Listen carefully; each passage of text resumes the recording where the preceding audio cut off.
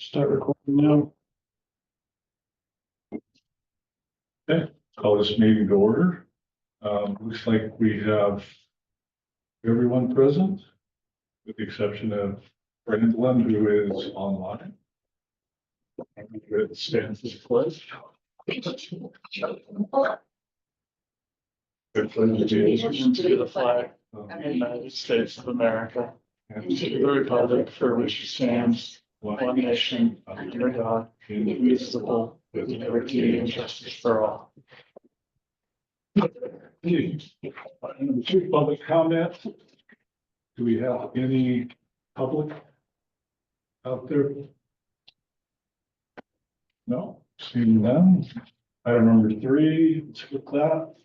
Number four, approval of minutes. Everybody get a chance to look at the minutes. From the last meeting, we only had just one item. Right, and that hasn't been, yeah. There will be, Okay. but then we're approving the minutes previous, right? Yeah. Well, yes, that's right, because we went through that one. So we're approving the minutes for The the March 19th meeting. March 19th meeting. Does anybody have any suggestions or changes on that? Okay, do we have a motion to approve? I'll move to approve the minutes from the March 19th meeting. I second it.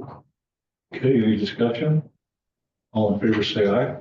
Aye. Opposed? I vote aye. Motion passes. Number five, financial bank balance account update with summary of expenses for the credit union, donation account, and school generated fund account. Pearson.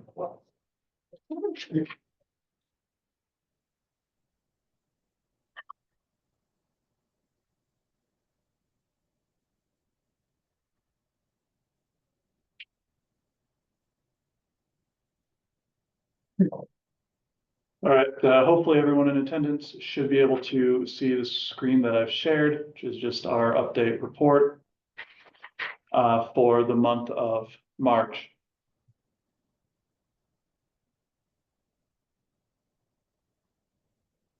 So these are the balances in our various accounts and income and outgo for the month of March. In the EFCU savings account, we brought forward 87,622.31. Have $25,500 deposits, 3069 of interest for a final balance of 113,153 even. On the EFCU checking, we brought forward $13,024.83. No deposits, no debits out of that, so the final balance is the same. The Nevada State Bank checking, we brought forward $311,201.36. 698.22 of deposits and 32,597.32 going out for a final balance in that account of 279,302 and 26 cents. And then in the school's discretionary checking account, there was a $50 deposit made in February that was carried forward. Nothing else has gone in or out of that for a final balance of $50 in that account still. So summing that all up, total we have brought forward into the month $411,898.50. We had $26,198.22 of deposits. Total interest across all the accounts of $30.69. Debits of $32,597.32 for a final balance of $405,530 and 9 cents. That's a monthly PL of negative $6,368.41. There was one transaction on the Nevada State Bank account for $14.90, something like assessment fee that Brandon and I are unsure of what it is. So there's a call into the bank to try to figure that out and make sure it's a legitimate charge and not something fraudulent or something we should fight.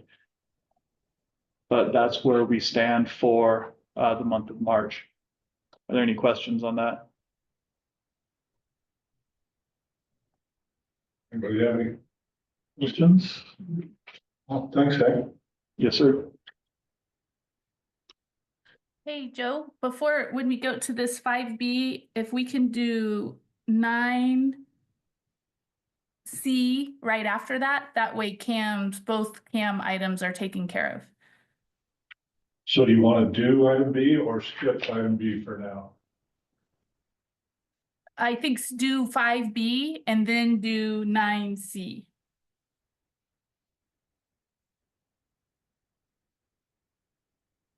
Okay. Item B, financials, update with summary of expenses for Nevada State Bank operational accounts. McBride, Classical Academy Management, Nevada. So I don't know who that is. I'm assuming they're on the. That's me. Can you hear me? Yes, sir. Yeah. Hello, everybody. My name is Andrew McBride. I work for CAM Nevada. I'm an accountant here. Have many years experience in accounting and doing financial statements. So happy to present the financials for you today. Let me just share my screen a little bit here. Okay. Okay, can everybody see that? Yep. Okay. Pretty small. Yeah. Is that better? A little bit better? Yeah. Okay, so there's a balance sheet by month. So there was 278, 248, 17. I know that might be a little bit off. There's probably some checks outstanding from the other report. Okay, so that's the balance sheet. Let me switch to the income statement.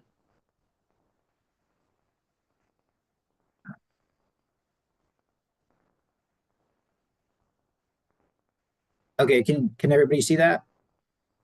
Pretty small. Okay. Is that better? A little bit. If you go bigger, it'd be a lot better. There you go. Well, There you go. That's good. Okay. So I added the total onto this one compared to the one that was sent out. Just so we have a total here. 400,000 in contributions since October. And then here are all the expenditures with percentages of the total. For a net change in assets of 275, 233, 61. So that's those are the financial statements. Does anybody have any questions they want to ask before I get into the budget? I was just trying to look at it for a minute here.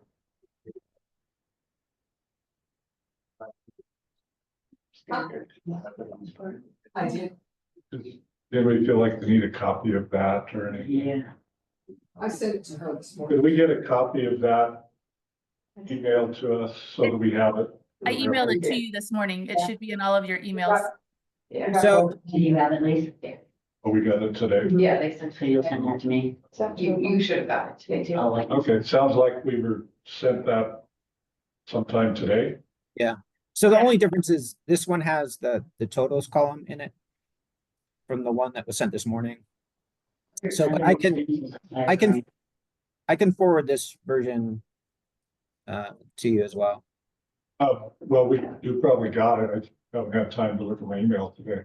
What are other expenses for 5,000? What is that? Oh, the other expenses? I'm not sure. I'm not sure what that is. Colleen?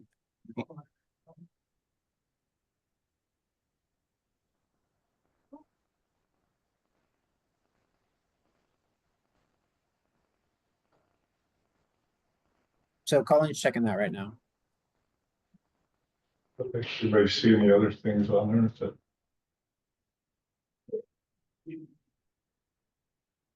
it's pretty. Standard, I think. Yeah. Okay, why Colleen's checking that, I can go over the budget. Okay, sure. All right.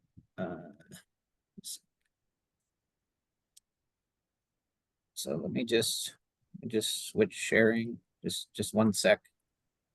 So this will switch us to agenda 9C. Talking about the tentative budget for year one. Which was also sent. What's that? They want to move on to 9C. Yeah, To thanks. talk about the budget. Oh, okay. I thought he was gonna do that, so. Okay, we're moving to 9. Which one? 9C. C. Charlie. Okay. Review and discuss preliminary 25-26 year one tentative budget. 9C. And you're gonna have to zoom that up, please. Oh, do you guys see the budget now?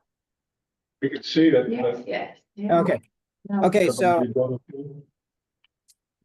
there's kind of a massive file that the state has, that we sent. I don't know if you had a chance to review it. They kind of have everything in multiple spreadsheets, and certainly you can take a look at all of that. This is just overall summary of the 2025-2026 budgets. Now, just kind of a disclaimer: when these budgets are prepared, they need to balance out. So when you submit them to the state likes to see a balanced budget, and this is the tentative budget, right? So this is kind of preliminary. This is what we have right now. You guys will go through it, and we can adjust things as needed, and then there'll be a final budget that you guys approve, and we'll send off to the state and get all that ready. But here's what we have right now. So the enrollment is 113 with a per pupil estimated at 10,153. So that gives us, for the 2025-2026 school year, 1,150,000 approximately. And the salaries are 600,000, benefits 176, purchase services, these are contracts, IT services, that type of thing, 112. The rent is 132,701, and the supplies is 94,510, for a positive balance of 37,200. Now, like I said, this is the preliminary, so you can look at all the detail in the sheets that the state has, and this is for purpose of sending to the state. But kind of the goal is to get to where there's a positive net change in assets, so that there's not, it's not negative. So does anybody have any questions on that? On the budget? Well, yeah, I have just one thing. Colleen and I talked when I was in Vegas quite a long time ago, and we talked about percentages, and I know our salaries are slightly below, which is a good thing. Where do we sit as far as rent with the 11.6 compared to where the recommendations typically are? Yeah, so the rent, in my experience, the rent, that's actually really good for rent. Rent typically runs about 20%. So I think that's very good. And to my understanding, I think there's a good rent situation that you guys have. So so that's definitely positive for you all. Are utilities included in that? Yeah, utilities, and well, so that. They're under purchase services. Yeah, so the utilities are in the purchase services, and that's just the straight Okay. rent, the 132,701. Okay, thanks. Any other questions? No? So our goal will be to be 60% salary, 20% lease or rent, and 20% operations. And that's hard as we're starting up, but we're working out to our advantage that our rent is low, so we can cover some of the salaries that we need. But that's our goal. That's where we're headed to. Yeah, and this preliminary has already been sent off to the state to meet the deadline. But like I said, it's a preliminary, so any adjustments that you guys all see that we need, we can definitely add those in. And then and like I said, we just need to make sure that when we present it to the state, that it's a balanced budget. And then the other thing we kind of wanted to go over is that the per pupil funding by the state is actually, it takes a little bit of time to get that per pupil funding. So when the first month that you start, is July. The July per pupil funding, you won't actually get until August. Sometimes it can take as much as 60 days to get that sent from the start of the month. So it's important to have some money in reserve for that kind of the first month, 2 months, so that there's plenty of cash to pay expenses and that type of thing. So Andrew, I have one more question on per pupil funding. It's a legislative year, so do you anticipate, not that we would budget for it, but do you anticipate an increase for charter school students? As far as my understanding is there may be a slight increase, but it's not worth it. It might be like $14, so it's not Okay. like a whole ton of money. Well, catch up with them. Okay, so if we don't get money till August and we are hiring teachers, prior to that, let's say we have them all hired and, we're paying them, will we have enough funding to do that prior to being, receiving money from the state? So that's what we've talked about before, and that's why we're holding the money in the donations account for that $100,000 to serve as our buffer to bridge between the start of the school year and when we receive the first state check. So like, again, do we have enough? Yes, that's to the best of my knowledge, and we will continue calculating and tracking that. So that's why we're starting to track all of this more closely to make sure that we do have enough. Absolutely. But wait, Brandon, but you're saying that we have enough if you use the donations account. Right, but then we'll pay that back when we get the state funding. So Okay, so that will be paid back to the donations account. I just want to understand that. yep, that's the plan.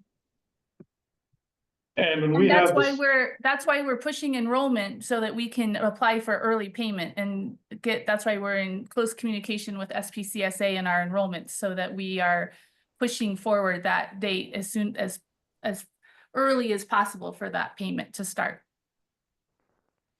So is there, because that was my original understanding, was we'd be getting that money in July, not August, because we were trying to get our enrollment ahead of time. So Right, is that so a chance? that's the plan. So we're planning for the worst case scenario as if that doesn't happen and we have to carry the school until that first payment comes. But hopefully we'll be able to get that early payment from SPCSA. It's our operational accounts unrestricted. Or otherwise we'll have to ask the donors for permission to use that money, right? No, I don't think we have to ask them. They donated, none of it's restricted, right? Yeah. None of the donations. So it's unrestricted, Yeah. yeah. Yeah. So plus we're just borrowing it and we're putting it back. Sounds like. Is that- Loading from ourselves. Yeah. Yeah, we're borrowing from ourselves and we're just rotating accounts and then they'll go back to the other accounts. So as long as we've tracked that, which I'm sure we will. and there's no problem taking that state money and allocating it to pay ourselves back to our donation account. Oh, good question. Oh, I So, bet there is. so let's say, is there an issue with that? So we're taking money from, our Okay, this is account? Mr. Fick for the record. So there is no problem with you, one entity loaning money to another entity and repaying that money. I would certainly have some type of basic agreement or understanding between the two entities that one entity is loaning the other entity money and that money is expected to be returned. Maybe at an interest rate of 0% or whatever. That's fine. That's not going to be a problem with the authority.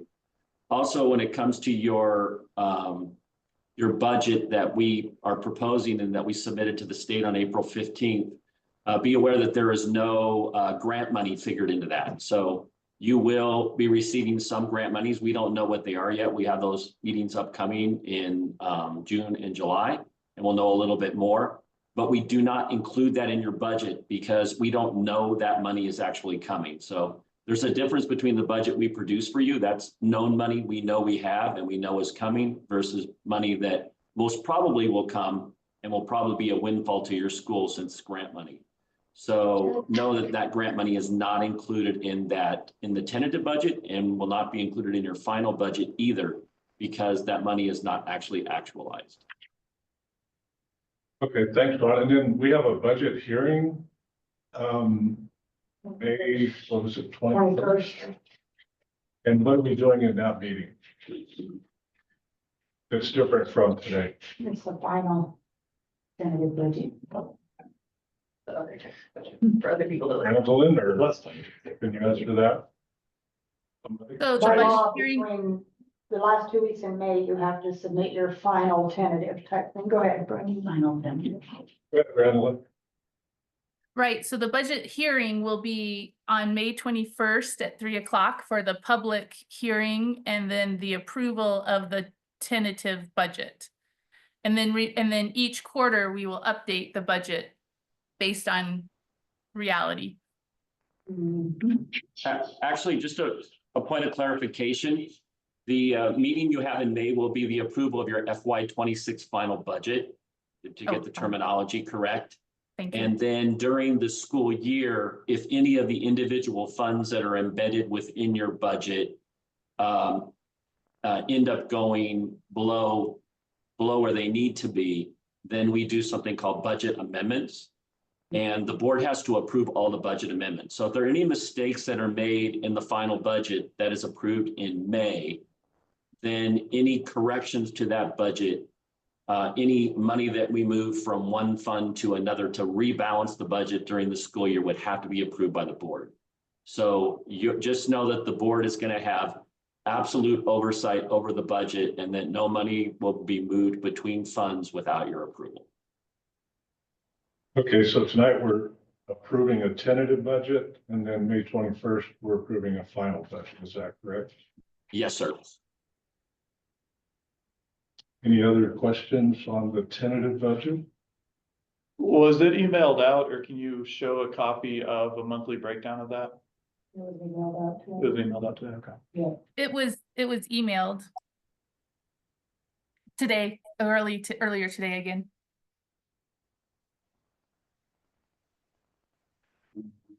Okay, so you comfortable with this, Brandon?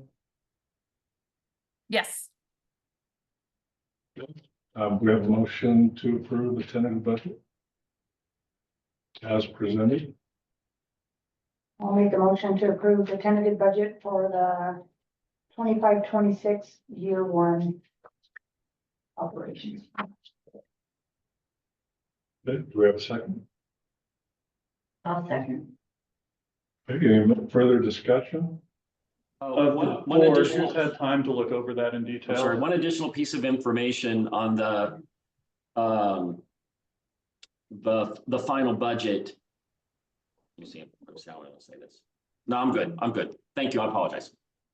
It doesn't have much detail in it. And this tentative budget was built off of the application budget. So there's nothing there, as far as I know, I'm aware, this was built from the SPCSA application budget.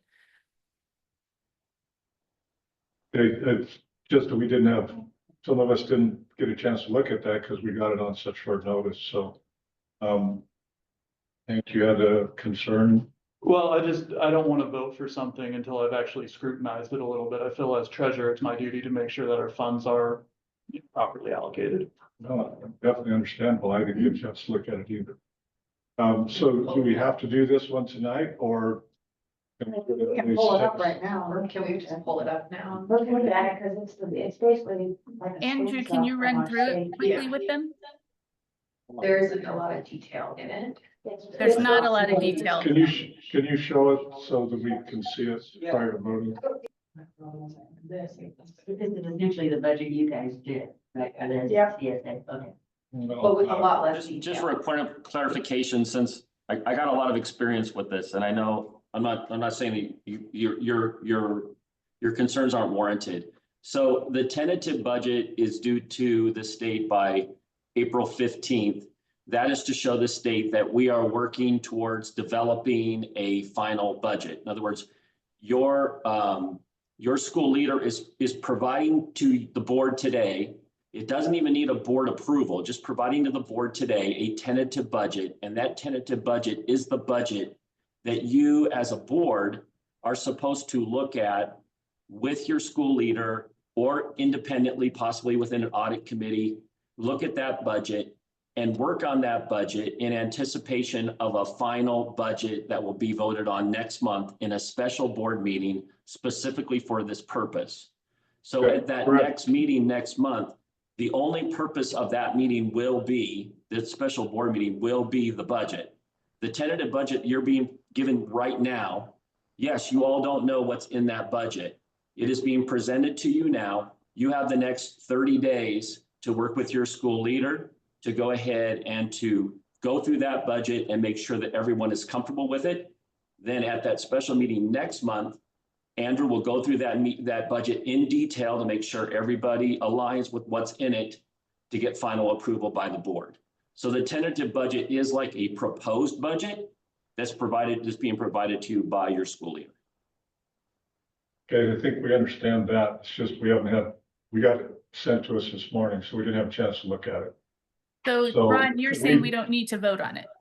You don't have to, no, you don't have to approve a tentative budget, but you do Okay. have to present it to your board, so it's been publicly presented. Some boards will approve that they've received the tentative budget, but of course, the budget is tentative or proposed. So this is what the state wants to see. They want to see that you have made good faith to go ahead and move forward with putting together a budget and that you have presented that to your board. Your board is now in receipt of that budget and will work in concert with the school leader to create a final budget that will have an independent special meeting specifically for the budget in May. And that is where the vote actually occurs to approve the final budget. Okay, So I'm gonna make my motion. So I'm gonna make a motion to acknowledge receipt of the preliminary 25-26 tentative budget. Second that. well, who had the second originally? I did, Okay, you okay with the yeah. change? So you're to approve the 20, Acknowledge that we received it. Acknowledge recognition. okay, to acknowledge. So Acknowledge that we we're not received it. approving the budget. Okay, so we're acknowledging But we can receipt of the budget. Do we need to vote for that? We said we could, so let's do. And at least in special events. We can't come back later and say, I never got it. I can say that some boards Hang on, will Ron, have we a got it. vote that they We are got it. acknowledging they received the Hang on, budget. we That's got what you it. received. We got it. Okay, so we retracted our original motion. And we have a second motion To acknowledge the receipt of the 25-26 Yeah. tentative budget. in the budget. And then I have a comment I wanna make. So as much as I hate killing trees, at the next meeting, I think we spend the money, go to the print shop, and we get a nice printout. So we can really look through it. Agreed. Really hard. I put it on my On what- laptop, it still is not user friendly. So we just bite the bullet on when we do our final on May 21st, and we have the spreadsheets in front of us. Well, we need it more than the day of the meeting. So we would like to see that prior to the meeting. Yeah. well, we- Maybe at our May 6th meeting, Brandon, if you could have that available for us Yeah. so that we can start looking at it. we did We all- want to make, I mean, it's our first one. We want to make sure we do it right. That sounds good. Okay, everybody okay with that? Yeah. All right, so we have a motion on the table stating that we're acknowledging receipt of it. And we have second, any other discussion? All those in favor say aye. Opposed? Abstain. We have one abstention. Yes. I vote aye for the record. Motion passes. You have to select. Okay, thank you guys for that. All right, Brandon, what item do you want to go to next? I think we're back up to 6. Okay, school leader report. Okay. Thank you, Cam. Thank you, guys. Thank you, guys. Thank you so much. Appreciate it. All right, so school leader report. Let's see, I guess I can share my screen. Wait, will you be able to see it if I share my screen? Yes, we should.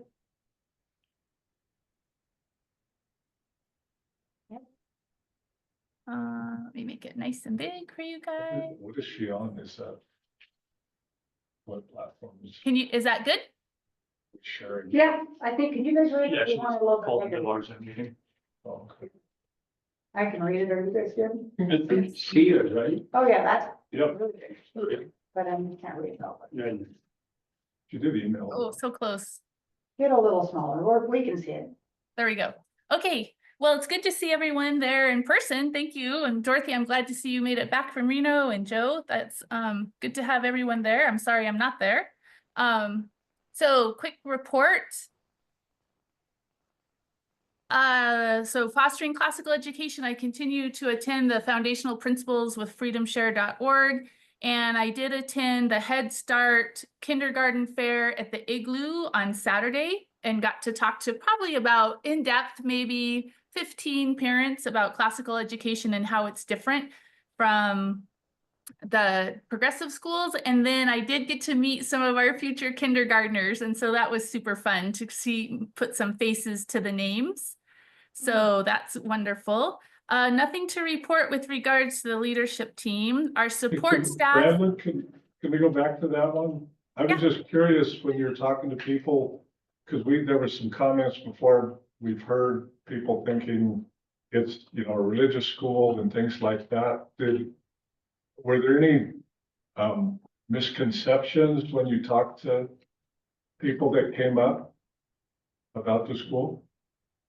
Not that were brought to my attention. Most of the people I spoke to weren't aware we really were in existence. So it was just, they were excited to learn of another opportunity. And then several listened very kindly and then let me know their kiddos were going to different schools. So I think it was just curiosity for a lot of people. Good, well, thanks for participating in that. Certainly, yeah. So number 3, support staff management. So we now have 2 part-time registrars. So as you remember from the month previous, Amber submitted her resignation and she's with us through the end of March, or excuse me, April, I believe. And then Pat, who's there with you guys, I believe she's sitting behind you all, listening and watching how this process works. She's our 2nd part-time registrar. And so she's been spending a lot of time with Infinite Campus, and our brains are very, very full of this massive, powerful database we call Infinite Campus. So it's good to have her on board. Number 4, we have our 3rd grade teacher is committed. In fact, I was talking with her today about some of the curriculum and making sure which training she needs, because she will be coming from 4th grade down to 3rd grade from Founders. She's coming from the classical school. And then I have 2 interviews scheduled next week for 2 more classroom teachers, 1 for a special ed teacher. So slowly but surely we're getting some applicants, and they're good applicants that are coming local. All of them are local so far. So that's encouraging. School calendar is on the website. We'll talk about that a little bit later. Trainings, that's the same. It hasn't changed. Number 7, parent communication. I did send our first school leader newsletter, so hopefully you all receive that. It should be coming through MailChimp, but you're included on that mailing list. And so those will go out monthly, or as big information needs to be shared with our families that we're starting to create. The school handbook, the student and family handbook, was submitted to SPCSA.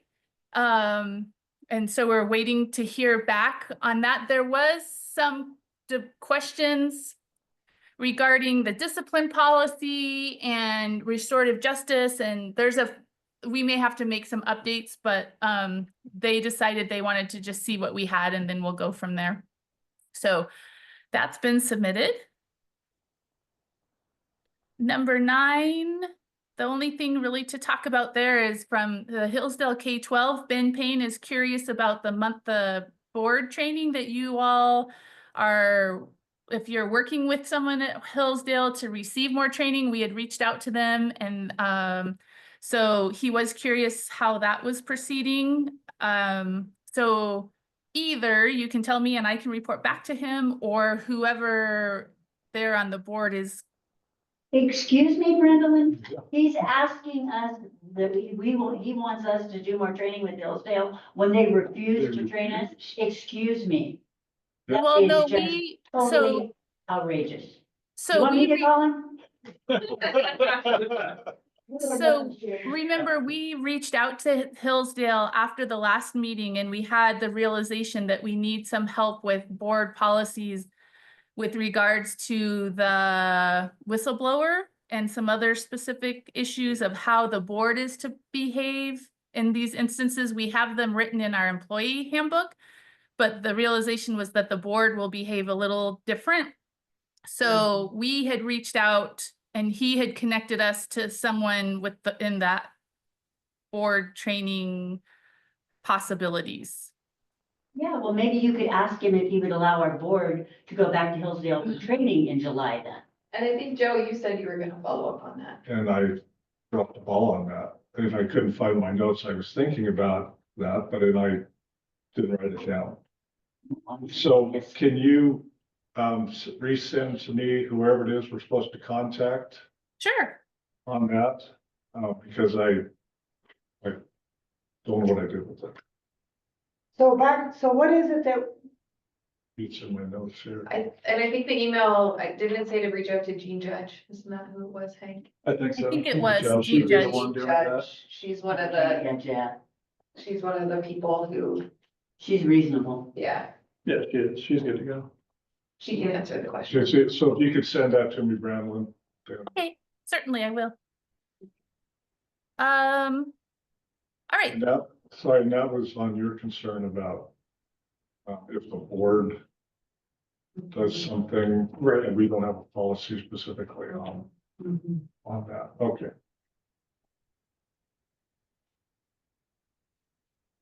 we're good to go next to the next one.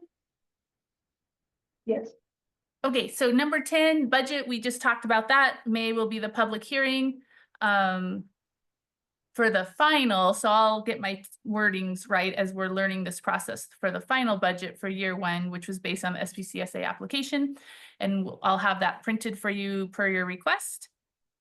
State testing requirements, I did meet with NWEA and we did turn in our scheduled testing calendar to SPCSA, and thank you to Amy for reviewing that quickly and making sure we were in the right thinking correctly on that.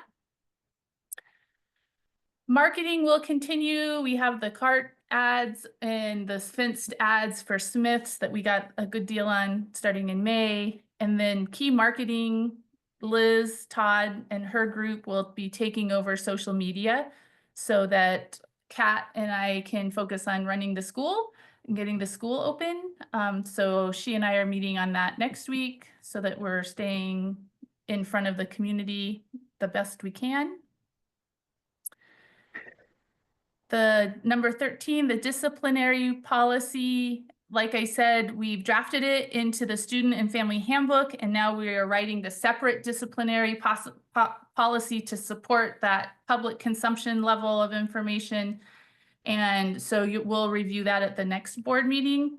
We'll talk a little bit more about it here in a second, but that's where that is. The facility, there's been some exciting improvements. You can't see them sitting in that room, but if you take a stroll down the hall and upstairs, you'll see our library is very much improved from where it was, and they just need to finish the ceiling, but it's looking fantabulous. The health office, which is also back there, has been finished. The sink just needs to be plumbed in. And the faculty and staff computers arrived, so we did a technology order and that arrived. And we have the paint plan established, and the painters should be appearing after the floor is done, which there's a plan for that as well. so question on that, like, what is the tentative where this looks presentable to the public? June 1. Okay. That's not terrible. Yep. Okay.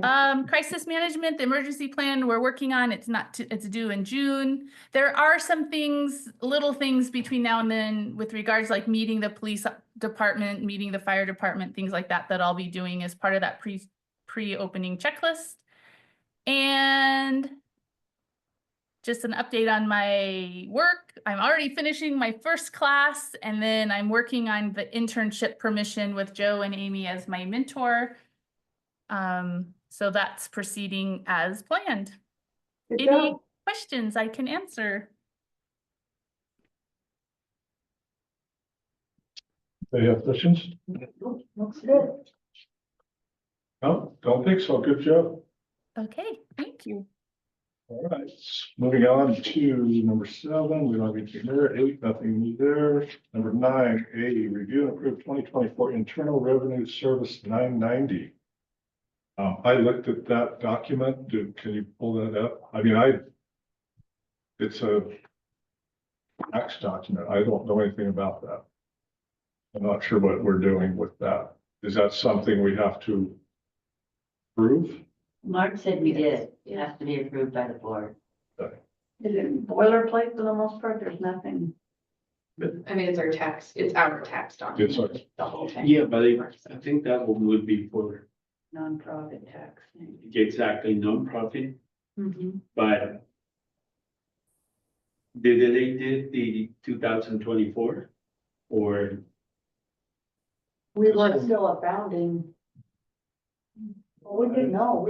Yeah, see, this has Dorothy's name on it as president. This was 2023. We were Yeah. still a founding board at that point, though. Yeah, Yeah, We still approve it, I guess? I mean, somebody's got to, there isn't anybody else to approve it. Yeah. We inherited all their stuff. Yeah. Okay, and do we, is there a 2023 and a 2024? Only up to 2024 yet. So my question is, if you look at the line right underneath IRS e-file where it says 7/01/23/26/30/24, that's why it's Yes. 23. So then this time next year will be Okay. fiscal year Yes. July to July. Oh, that's right, because the fiscal year is different. Yeah, it's a school fiscal year. Makes sense. So I think So it's only through June of last year. So really should say 24 in a sense, but that's all right. We'll go with it. It's fiscal year So- 23. fiscal year Fiscal year starting. 23, Yeah. from Yeah. July 1st, 23 to. June 30th. To June 30, 2/24. So next month we'll end. Next July. June, fiscal Yeah. 24. I haven't signed anything. No, I mean, it needs to be signed. Yeah. right, And approved, and it has your name as president on there, I'm assuming, so. Never knew I was president. I'm very excited. Congratulations. That's all the extra work you had to do. You're gonna get all kinds of. Excited. Okay. Maybe that was Is the that other correct? board. Is that correct on there then? Well, Or March did it. somebody else president? I had that question too, but I think with the timing of it going from 23 to 24, Dorothy is the one who was listed on the IRS documents for that time period. Before I came in. Yes, Yeah. because I went back and looked at that too, because I was confused as to Yeah. why your name was on there. Can you scroll on that, Hank, just to see what we need to do? So that means our signature. Brandon's screen share. Or Brandon has it? Okay. Yeah. And it has Mark's, so Mark, it's just on there as the person who completed the document. And it was submitted. Was it already e-filed and we just have to? He said in the email that we had to approve that. I think we have to approve it. Review and approve for 2024. You know, the numbers look accurate. Well, March- Those are the acronyms, right? This was from, From the founding board. Founding board. From the founding board and the actuals. so this was all sitting in Elko Federal Credit Union at that time, and so whatever interest raised, we didn't have expenses during that time. did we? I mean, there were miscellaneous, there were. Yes. Here, but. There were salaries. Brandon, let's Yeah. go back a Things little like tiny bit. printing. Yeah, printing and No. some things for. That's why it's 5/15/25. Okay, right there. Park or whatever. Return extended due date 5/15/25. Next month. So we, yeah, that'll prove it, Earl. Yeah, we weren't paying salaries or anything. No. No rent, no utilities, nothing. No. It was it was just minimal expenditures for little things like at least Printing. printing. Or we did those special Website. events or. So this should be Yeah. very easy. Yeah, Because they're Not not. much to it, and that's when we got our 501c3 yes. status. We were still a founding board for that entire time till what? Till whenever we became. Okay, so we just need a motion We need a to, motion, I'm sure, and we all trust Mark did this, so, and he's saying we need to do it. So, okay, so we need a motion to approve. Brandon, can you scroll down to somewhere it should say that we authorize the IRS and Mark to talk on our behalf? Somewhere probably right above, yeah, right there. And just check, yeah, so that's my only concern. Right here. All right, So And if the I think IRS so. has a problem with it, Mark can talk to him. And that maybe Dorothy needs to sign right here. Well, if we e-file it, it should be done by DocuSign. Mark should send it out to Dorothy via DocuSign. Yeah, or I can go by his office. Or, yeah, yeah. go ahead. Be easier for me. Yeah. Okay, I'll make a motion that we approve the 2024 Internal Revenue Service 990 as presented. I'll second that. okay, we have a motion and a second. Any further discussion? Did you say 2024? I thought this was 2023. 2024 is what it says on the minute, on the. I think it's. Oh, it should be 223 to 24. Okay, July 1st, 2020, I'll amend my motion to approve the July 1st, 2023 through June 30th, 2024, Internal Revenue Service 990.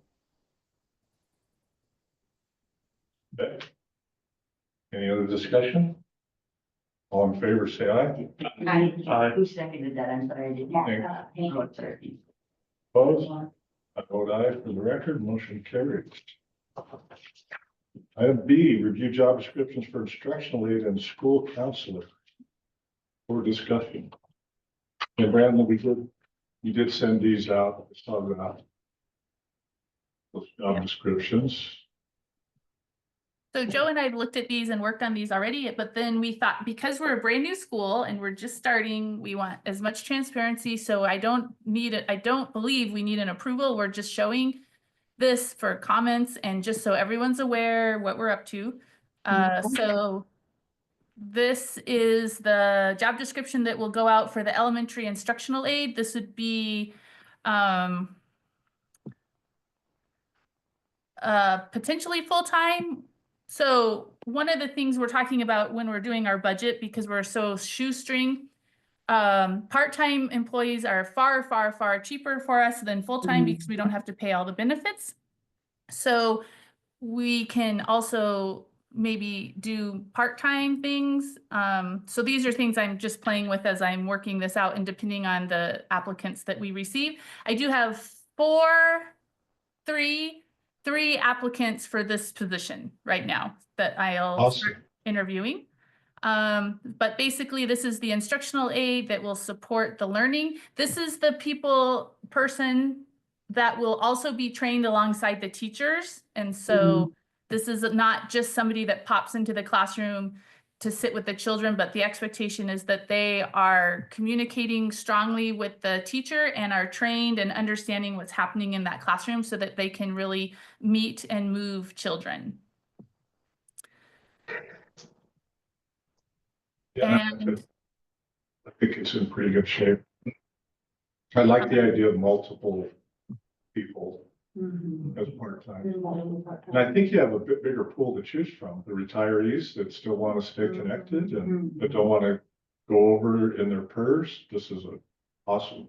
Like to have parents, like just to, in there for, 4 or 5 hours. So question, some of the school districts are now, maybe not requiring, but really recommending that they get their sub-license. Because sometimes a teacher, comes to school, doesn't feel well at ease, and that aide who's already well versed in curriculum is a better fit, and then you just kind of pay them a little more to teach that day. Is that something I think we you put want to preferred. consider? Did we put Sub-license? something like that in there, just under preferred or? It was, yeah, something like that. we have substitute license preferred. Okay, Yeah. okay. And if we wanted, we could discuss paying for it. An associate degree or higher preferred as well, Yeah, ideally. but not required. I have a question at the top of it. It says this job description for year one only. Does that mean that the person we hire in year one will have a different job description in year two? Possibly, because we're going to learn a lot in year one, and so this way we can update this for year two. Based on what we learn.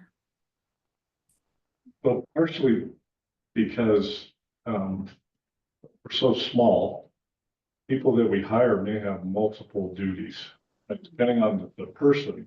So they could be an instructional aide for 2 hours a day. They may be doing art or music for a couple hours a day, or they may be Office help or. office help, or, if they're full-time, that, and it talked about terms of employment negotiable. We put that in there intentionally to give Brandlin flexibility to hire whatever fits, whatever needs we have, I think was the intent. Could we, That's a good idea. could we maybe reword that to say like this job description may change in the future? I just don't want somebody to look at this and think it's only a 1-year thing. Yeah, that's fine. Sure, or delete it.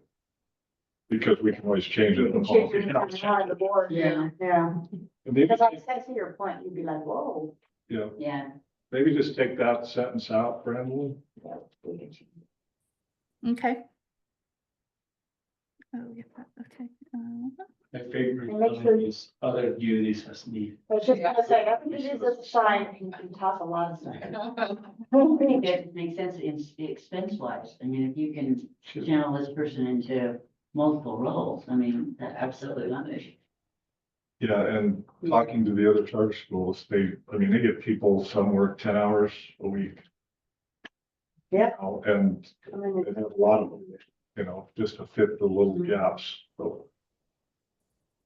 This would be specific, this job description is specific as instructional aid. If that person's doing another duty, they'll also have another job description for, Very nice. their speech or something like Yeah. that. but their contract may be a full-time employee, and these are your, whatever. Your basic duties. And to see who we get and then go from there. So there'll be another position that's support aid, which is different than instructional aid. So again, the instructional aid these become well-trained individuals for the curriculum. The support aid role is less trained and more versatile to fill gaps, like recess duty, bathroom breaks, hall monitoring, lunchroom monitoring, those sorts of things that aren't in the classroom. So this position is intentional for supporting what's happening in the classroom And versus different general salary. support of running a school. Different salary levels also. Yeah. Mhm. Okay. I'll make that change, and then these were emailed out, so if you see anything else, just let me know. And then the other one is the counselor. And again, we'll advertise for the best and see what walks through our door. Same thing, we left this very open because this will need to be a part-time position at first, and we did state that, and I can take this year one out, I can follow that trend. We did state that we would like for them to have a master's or counselor or some sort of related field. So that's that one. So that, give us an idea of related fields so that everybody knows. Social work would be, Social worker, social right, worker. things like that. I talked to a couple people who are retired social workers, just to say, hey, you might be interested in this. Yeah. There's It doesn't have to be full time. Yeah, Exactly. Doesn't have to It's be not a- full-time. It's not a full-time. It's not full-time, right? This is, or it could be, but Can be, potentially. but we had 4 hours. This year it's not. Nope. Because you need some of this for the testing and the confidential stuff. You gotta have somebody in there. So if you have a retired person that doesn't want to come back full-time, but they're willing to do part-time, that's worth doing for a couple Well, of years. yeah, someone's managing the 504 plans and things like that, right? So that's typically your school counselors that are running those meetings and meeting with parents and trying to meet the needs of the kids, helping set up IEPs and all that stuff. And I have a question, will it be economically feasible to participate in some of those programs with the school district, or if we are completely separate. Like, If they were willing, you know, or like the charter, other charter, they had like, we could do a split thing or something, that'd be fantastic. you know, Did you hear his question, Brandon? Yes. Training with the school district? Or using staffing. or using their staffing and part of time, so our Mhm. costs will be less. I'm not sure if it's the right question, actually. No, No, good it's a good question. question. It's a good question. And depends on what we get, I guess, too. Mhm. Yeah. We know And that I- the charter school is very helpful. Yes, definitely the other charter school is very helpful. I think that's part of building the relationship with the school district. There's some natural tension between charter schools and this local school district, but that's not to say we can't work towards something if it's, and if it's good for kids, I'll go to bat for it and we'll do what we have to do to get what we need for our kids. So I don't think it's not a bad idea at all. It's just if it's feasible, I don't know. Another thing to think about, because these are so hard to fill, is would the state be willing to have some type of a mentor type thing where we find somebody with the school counseling who at least oversees it or has some sort of, like we don't have the nurse, but we have the nurse's aide and then they come in and do some type of supervision. Right. So as I had told Joe, and I think I've told Lisa and maybe some others, as you're speaking with people, if anyone has any kind of interest with being involved in our school, the best thing for them to do is send me a cover letter and a resume, because then that I can put it into the proper folder and that pulls the trigger for me that they're serious and they want to be considered and we want to start having a conversation. So the best thing you can do as ambassadors for NCAE is when you hear that person say they're interested, then have them send me that resume and letter so that we can start those conversations on a more formal manner. If we do get the pickle, I do have a master's in school counseling, so I can be overseen, but I'm not coming here to work. But if there's a way to finesse it, I wouldn't mind, you know what I mean, being like their mentor. But that's only in a pickle. I just know how hard it is to fill these positions. They are. Huge shortage. So you're gonna come to it? No. You keep jumping right in. No, I'm just saying I would help mentor and support somebody if we could work something out with the charter authority. If you can't fill it, I hope you can find somebody retired, even have fun. That would be wonderful. Well, and the key when you're talking to people is the negotiable part. Mhm. Yes. I think so too. And make sure that's known that, hey, we'll work with you to figure out a schedule and Yeah. things like that. And these people that are retired have a lot of expertise on this. Well, and I think that's huge. I mean, just the schedule and being able to make that flexible. I mean, I think there are a lot of people out there that would really like to step up to the plate, but they don't want, one person that I was thinking about this instructional age that's talked to me is Kelly Buckner's daughter, who is, she's got a master's degree. She is bilingual. She has all these qualifications, and she doesn't want to be a part of the school district anymore. And so, I mean, I think there's quite a few people out there like that. Great. And, Yeah, yeah, she can apply this, like Brandon said, I told her to talk to Brandon. But, I mean, I really believe there are a lot of people out there that would like a part-time job, that don't want to be, sucked into that whole huge commitment, but would love to still be in the process. And like Jill. Yeah. And, I run into my ask. I've been putting it out. Good. I was at EIAA on Tuesday and I was talking to Ashley, and she said that she had a few teachers who she would definitely recommend, who she sent to us. But for some of them, their concern is the 5-day-a-week school schedule. And especially for parents who have older students who won't be in school on Fridays, but the teacher will have to be here on Fridays. And so I had talked to Brandon about, what sort of ideas can we come up with to be able to support those parents whose kids aren't going to be here and won't also be in school on Friday. when we're there, and can we be flexible, and can we figure out a way to help bridge that problem? And she said, yes. We'll figure it out, right? We'll get So- creative. Even being able to tell people, if there's some hurdle that you're not sure you can get through, talk to Brandolin, and That's the main thing. yeah, is we'll get through She'll it. have all the pieces to the puzzle. We don't have- Exactly.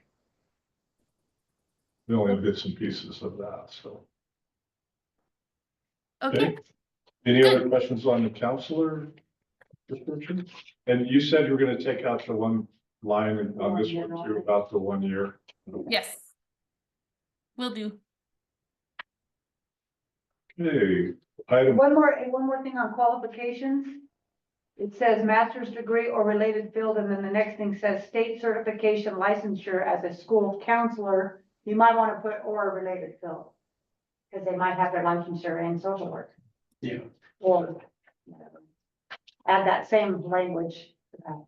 Okay. and the SPCSA,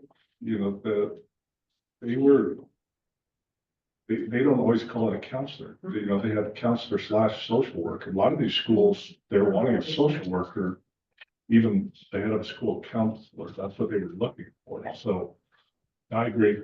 Yeah, if you could add Same that, language. Okay. good will catch do. on that, so. And these are gonna be published soon somewhere? Yes, we'll put these out on Indeed soon and on our website and our social media. Getting exciting. All right. Item D, review and approve tentative school calendar, and I think there's some sitting over there. Is this, Yes. I think they're here too.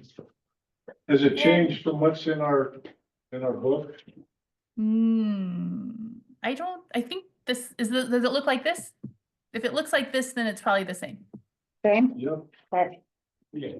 And I think we've already talked about this quite a few times. I just need approval for this because I need to put it into the state calendaring system. There's a whole link that I have to click on, and I go in and put all this information, and then the state will approve it, the Department of Education, not SPCSA. This is NDE approval. So I just wanted to make sure we're all on the same page, and I'll go ahead and start that process. It's due May 15th, so we're doing great on time. So just one more, any conversations, any glaring errors? I found a couple typos when I looked at it again with fresh eyes. So like I said, you've seen this, nothing has changed since we've talked about it last time. I have one question, and maybe we talked about it last time, I don't remember. Is spring break the same week as the school district? Last time I checked, it was, yes. Great. Great. I think we should just double check. If it hasn't been double checked since their calendar was finalized, double check that it's the same week. I can do that right now, maybe. But either way, Lisa, to answer your concern, if they've changed theirs, we will adjust our spring break to match ECSD's spring break. Great. Yes. And Brandlin, I remember when this first came out, the numbers that you had of instructional days per month that are listed on the sides, like 5, 21, 22, 15. Seems like one of those was off. Did you fix that? Do they have our spring break? I believe so. I Okay. believe I went back, and I'll double, like I said, I have to submit this into a whole nother app, so I'll double check, triple check, but I think I went in and corrected all the mistakes we found. 31st, You know, like, 31. I wonder about, because we're required to have 180 instructional days, but we, No, because we're doing minutes. We'll go by minutes, not days. but you have to show that you are meeting the equivalent of 180 days based on minutes. So do you have to create some document that explains that to them, that we're going to have overall X amount of minutes and your required minutes per day are this, therefore we are exceeding your. I know we had to justify that, or the school district had to do that when they went to a 4-day week and things with the state. So since it says 179, just I'm sure they're gonna ask you for that. Because Elko's is Yeah. 146, but it's the same spring break. Brandon, I looked it up. Oh, Amy, thank did you, you Amy. notice? that What's They that? have to go back to school on Friday, They do? the third. From what I understand. Theirs is from the 30th through the They don't 2nd. have school on Friday. Oh, Yeah. Yeah. They're a okay, 4-day week. still on my brain. I Okay. know. Yes, it's true. Yeah, it's hard to shift. Yes.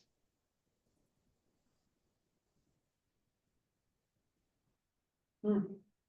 Yeah, we've been through that one before, so. Unless anybody needs more time to go through that.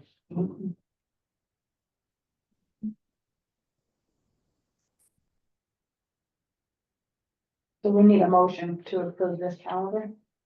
Yeah, or if you're ready, To approve the calendar this December. here we have a motion. I second. We have a motion and a second. Other discussion on the calendar? Just state that it was a lot easier than what the school district's gone through with their start dates Yeah. and things like that. And then we try to align, but do that, so. Okay, any other discussion? Okay, all those in favor say aye. Opposed? Vote aye for the record, motion carries. Thank you all. Okay, item E, board training for academic data, parent interactions, and other topics of interest.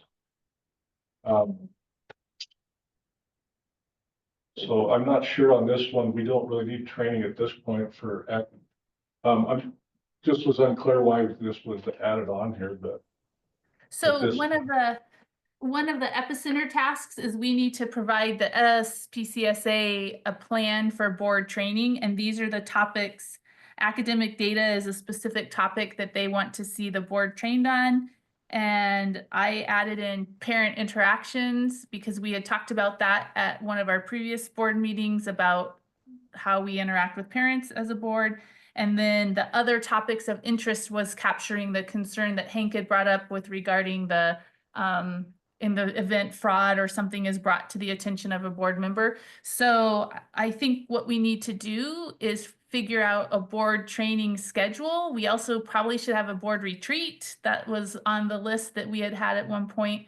So figuring out how we're going to make board training a reality. So I have a question, because I had May 3rd that we were going to have a board retreat to just clean up all of our policies, look at governance board policies, all of that. That's in my notes on May 3rd. Is that, and then when I saw the May 7th thing popped up, I got a little confused. Well, when we first put out that board calendar, May 3rd didn't work for a couple of people. I can't remember who or why. So I don't know if we ever, again, this is what we need to do is kind of put some things into play so that we have a plan for the next, say, 6 months. I don't know. yeah, we definitely need a training plan.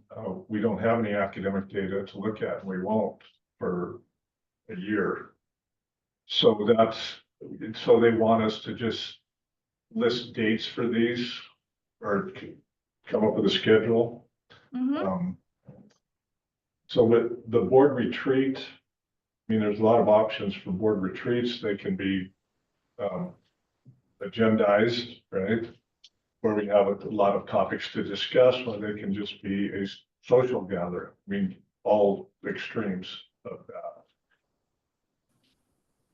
And we So, will have some academic data starting in like September because we'll have MAPS data coming. We'll have kindergarten assessment stuff. So there'll be some data being presented probably as early as the October board meeting, I'm guessing. Okay. So some data will be starting to come. So what do we, is the charter authority just wanting us to put together some training dates? Is that what they're looking for? I think, yes, training dates and then possible vendors, like who's going to do this training for us so that we know that it will meet the needs of the board and that it's authorized. I think they have a list. Maybe, Lisa, were you telling me somebody or, I looked up the list. they Yeah, I have a looked up the list of that they vendors. had, and there's like 4 or 5 names on there. I don't know any of those people that they had on the list. And the things they want you trained on, they have, the state SPCSA has videos of those trainings archived that you can just watch. And so I went back and I think we've watched those before. So we have completed that. And so I didn't feel the need to have another training where somebody reads the PowerPoint to us that we can already go in and watch. So maybe what we Is need to do something is that has to be done document. now, Brandon? This is due, I think this is either a May 1st or May 15th due. So maybe it's more of a just we need to document what the board has done to date and what the plan is into the future. So that the SPCA can see that our board is actively being trained. And there was a lot that we wrote into that application about the training that we were going to receive, because we were going to be receiving training from Hillsdale. So we've made a lot of commitments in our application for specific training that is not offered by the SPCSA. Can you give an example?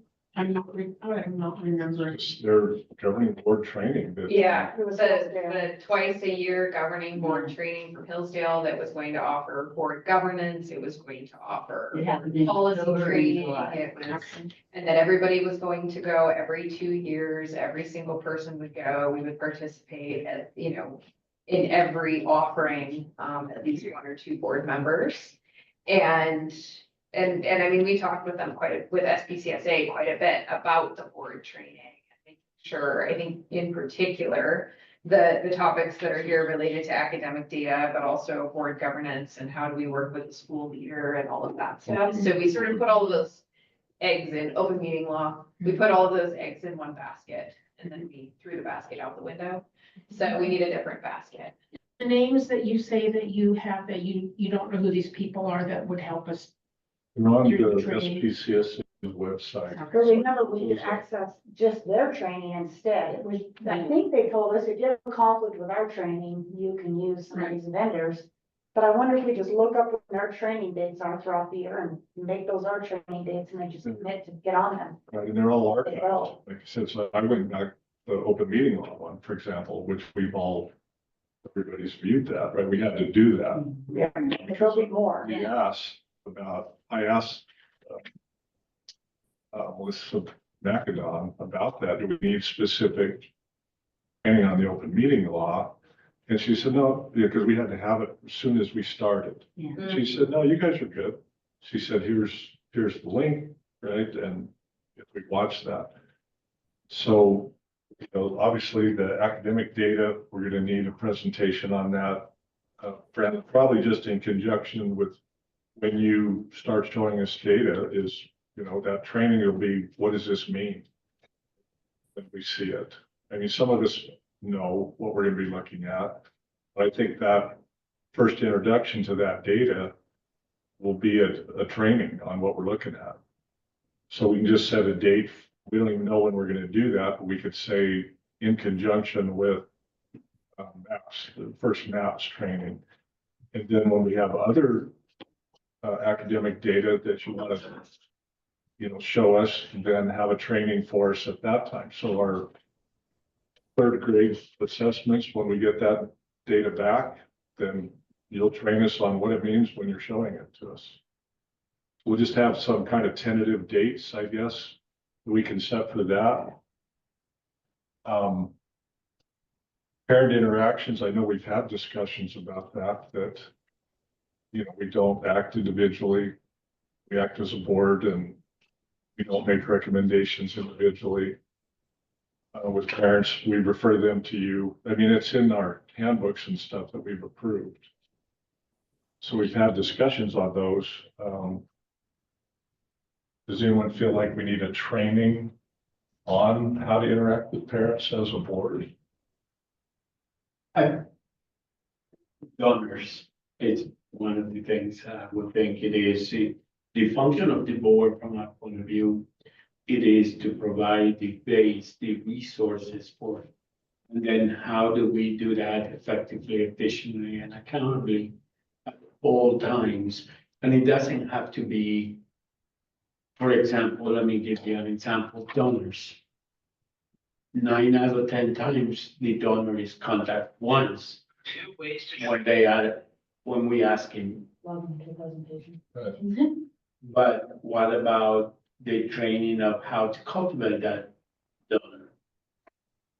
You know, you take him to lunch, there should be a policy on how do we do that, and how do we? And sometimes I'm confused of what the role of the board is. Mhm. You've been involved in a lot of boards and have trained boards. But it is different. This board is extremely public. Open to the public, and in most boards that I have ever been, when the public comes in, we talk about tacos. Because we don't want to disclose our financials or donors or X, Y, Z. So I think that training is imperative, but twice a year is more than enough. And if we already submitted what the topics are, we just need to look at those topics, pick the dates and plug them in. Yeah. Get And the then the required board- ones. Yeah, and as the board evolves, Mhm. some of the trainings are gonna repeat because some of us are gonna retire from the board, and a new board member will come in, Mhm. refreshing, grant laws and federal laws. Those are topics that are important for the board, like a public assessment.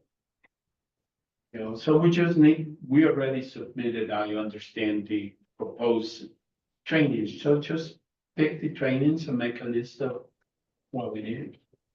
By when? Okay, so I'm gonna go back and look at the list that the group people, and I'll start contacting them and see what recommendations for trainings they have, plus your guys' comments, and see if any of those kind of fit our needs, and I'll see when they're available. So the May 3rd, I'll try to get the May 3rd date for a board retreat. That's a training from some of these. Does that make sense? If that date doesn't work, then we'll adjust that date. I think I brought it up last time. That's the day after the winemakers dinner. So we're talking about a board retreat on May 3rd, is that what? Well, we had- Saturday. We have it down, Yeah. but we don't have to keep that date. I'm just saying, I'm one of the people who brought up that was, Yeah, the the date. There's winemakers. not another thing other than, can we not start at 8 o'clock?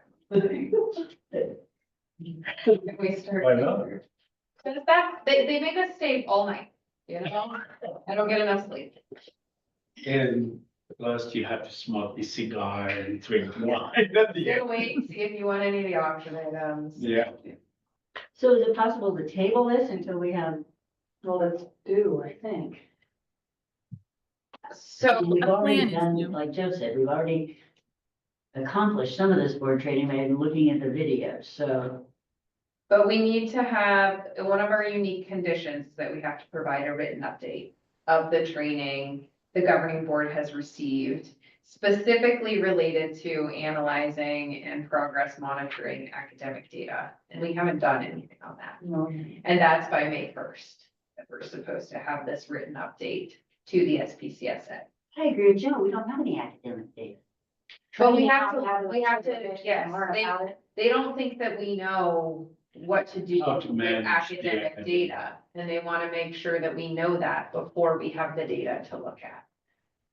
So I think in the next 2 weeks, we really need to figure out who can do some kind of training for us, and maybe somebody at Founders can do it. Maybe there's another board that has done this kind of training who can give us that specific, unique condition training.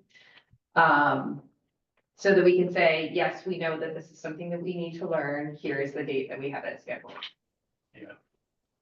Okay, any comments, Brandon?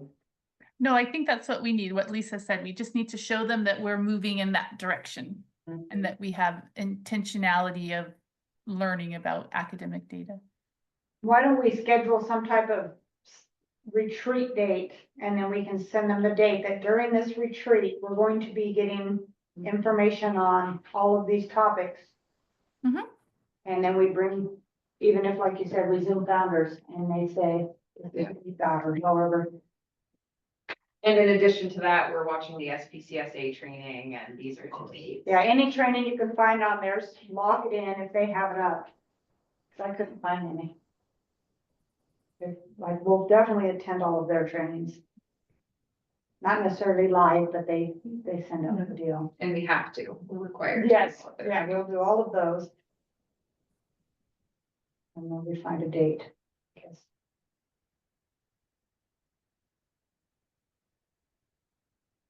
So if I heard right, Joe, you'll lead that up and then you let me know if you need any help or how I help facilitate that. Once we have the date, we'll get it, Daniel and I'll get it posted and all that jazz. Yeah, I'm gonna contact those trainers. Okay. Well, I'll contact Melissa and see what they recommend so that they know exactly what.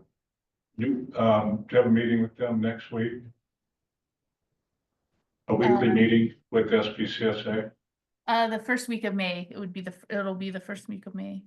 That's the next one of those. Okay, so I'll just contact her and get a recommendation from her and kind of, make sure I know what topics we're looking for, who she thinks would be the best one, and then we'll see if we can get a date pinned down with that person and the topics. I mean, it may need multiple people. So, okay, I will work on that. I can send you the text that Lisa was reading from the unique condition that's what we're fulfilling. So you have reference for that. I'll send that. I think it's in your notebook, but I'm not 100% sure. It is, it's in the binder. Yeah. Oh, can you show him where it is then? And then we won't have, you can show him the exact. It's real. So one thing I don't think we need is to pay somebody to come in and give us this training. I think that's Agreed. unnecessary. Between all of us, we know how to progress monitor academic data. We can teach each other how to do it. A couple of us have done it for 30 years. So we'll do the SPCA training, all mandatory training, and we will, using founders and our own expertise, we will create a retreat where we go over academic. If they'll let us do that, I mean, they were pretty clear that the reason they have approved vendors is so that that's But, who they trust to do the Yeah, training. the thing with the trainer is that your trainer, the most effective way to get your training is to come from the outside.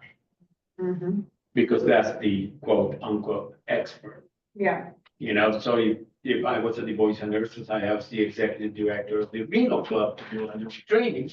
And then when he needs a training, he asks me to do it, and I go do that training. Because the experts, and that's how to minimize costs. So if we have one of the schools that they have a trainer, yeah. we should have trained them. Or CIA or somebody. They come over here, they bring their expertise, and then we offer our expertise to them. The ones on the list look to me like they were all from Las Vegas. Yeah, we could get founders to do. Yeah, I think we need to ask if SPCSA will consider that an approved training. If If founders- that's what you're gonna do, Joe, right? You're gonna contact Melissa, so we got that handled. Okay. Let's Yep. just move on and get it done, Okay, figure out how. so we don't need any action on that. We'll probably just take care of that. Okay. All right, F, review and approve grading policy for discussion, and we don't have a policy to look at. We're just going to work on that. Is that correct, Brandon? Yes, great. Best laid plans and then life happens.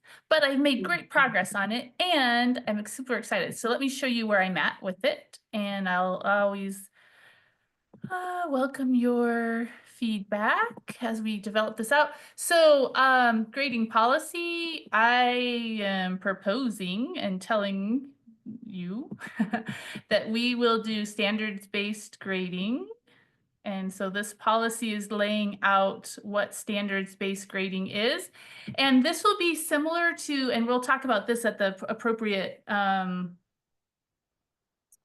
agenda item here in just a moment, but so there'll be the policy and then there'll be the public consumption information. So that's what I'm working on, is trying to figure out what the policy is and what the public consumption information is, with regards to utilizing standard-based grading. And why I really am excited about this, especially with our mission statement, because we have those 3 pillars. And so we can actually provide actionable feedback to our families and our students for all 3 pillars: academic excellence, virtuous living, civic responsibility, based on standards that we are setting as a school. So the academic standards obviously are coming from Nevada Academic Content Standards and from Hillsdale curriculum. But so those are the academic indicators. And then we'll also have non-academic indicators, which are tied to our virtues and to service, civics, being citizens in a larger place. So this is what I'm working up. I'll have it done for you guys to plenty of time for you to review it for the May meeting. I'm sure there'll be conversation about these things. But so we'll have academic and non-academic indicators. These things are happening, in different places. Like, this is, I think, super powerful for the whole child education concept. And then there'll be the process of what this is going to look like at our school, skill-based standards versus knowledge-based standards, and what these scores mean and all that jazz. So this is what I'm working on right now. And I think I have the research that I'll be citing in here. And then, like I said, we'll create the public consumption document for our parents.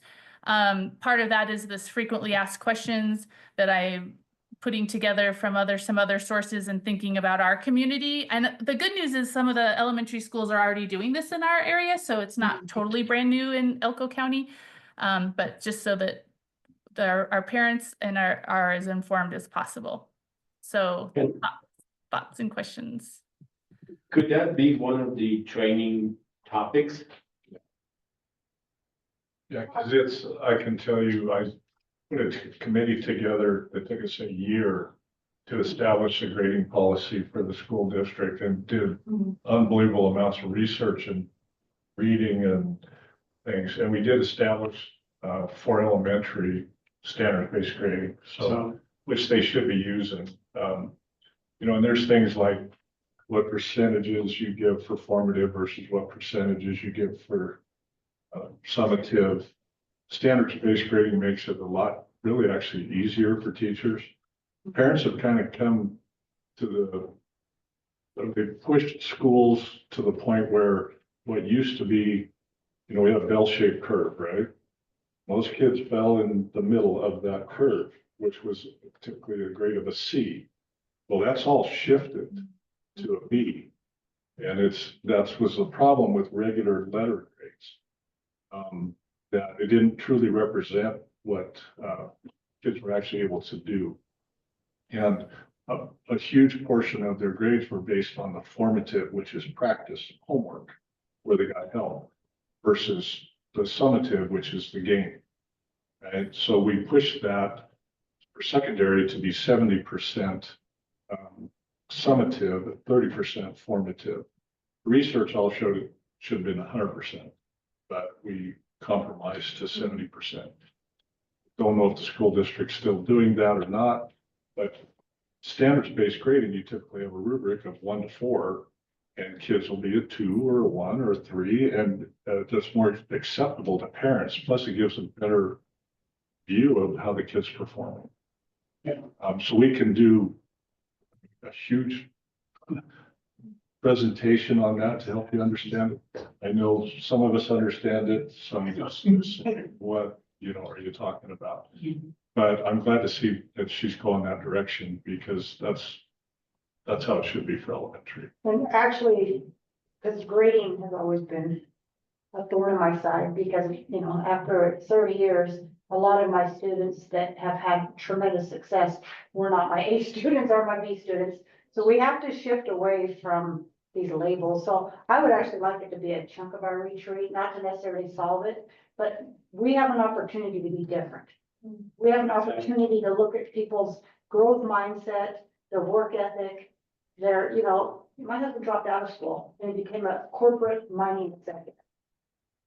But he hated school and he was flunking everything. So this is an opportunity to say, what is it that we want to know and encourage and so kids prosper. So I like this to be one of our out of the box opportunities. We don't have to look traditional. You're a C student, and then all of a sudden they walk away with this vision of what a C student is, and that's failure.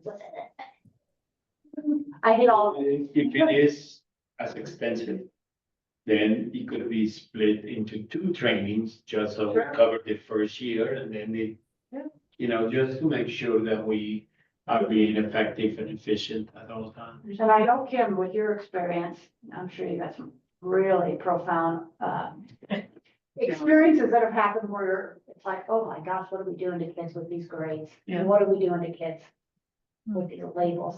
I'm not saying we don't have to have them, but let's get outside the box thinking really not.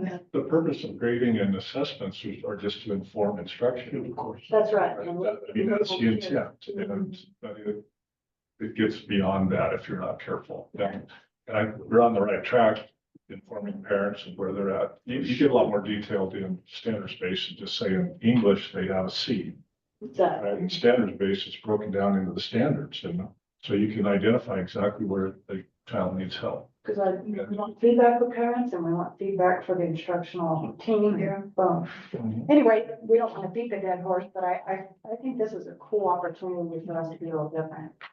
And if you were trying to show us something, Brandon, we're not seeing, we're just seeing the screen that says Zoom.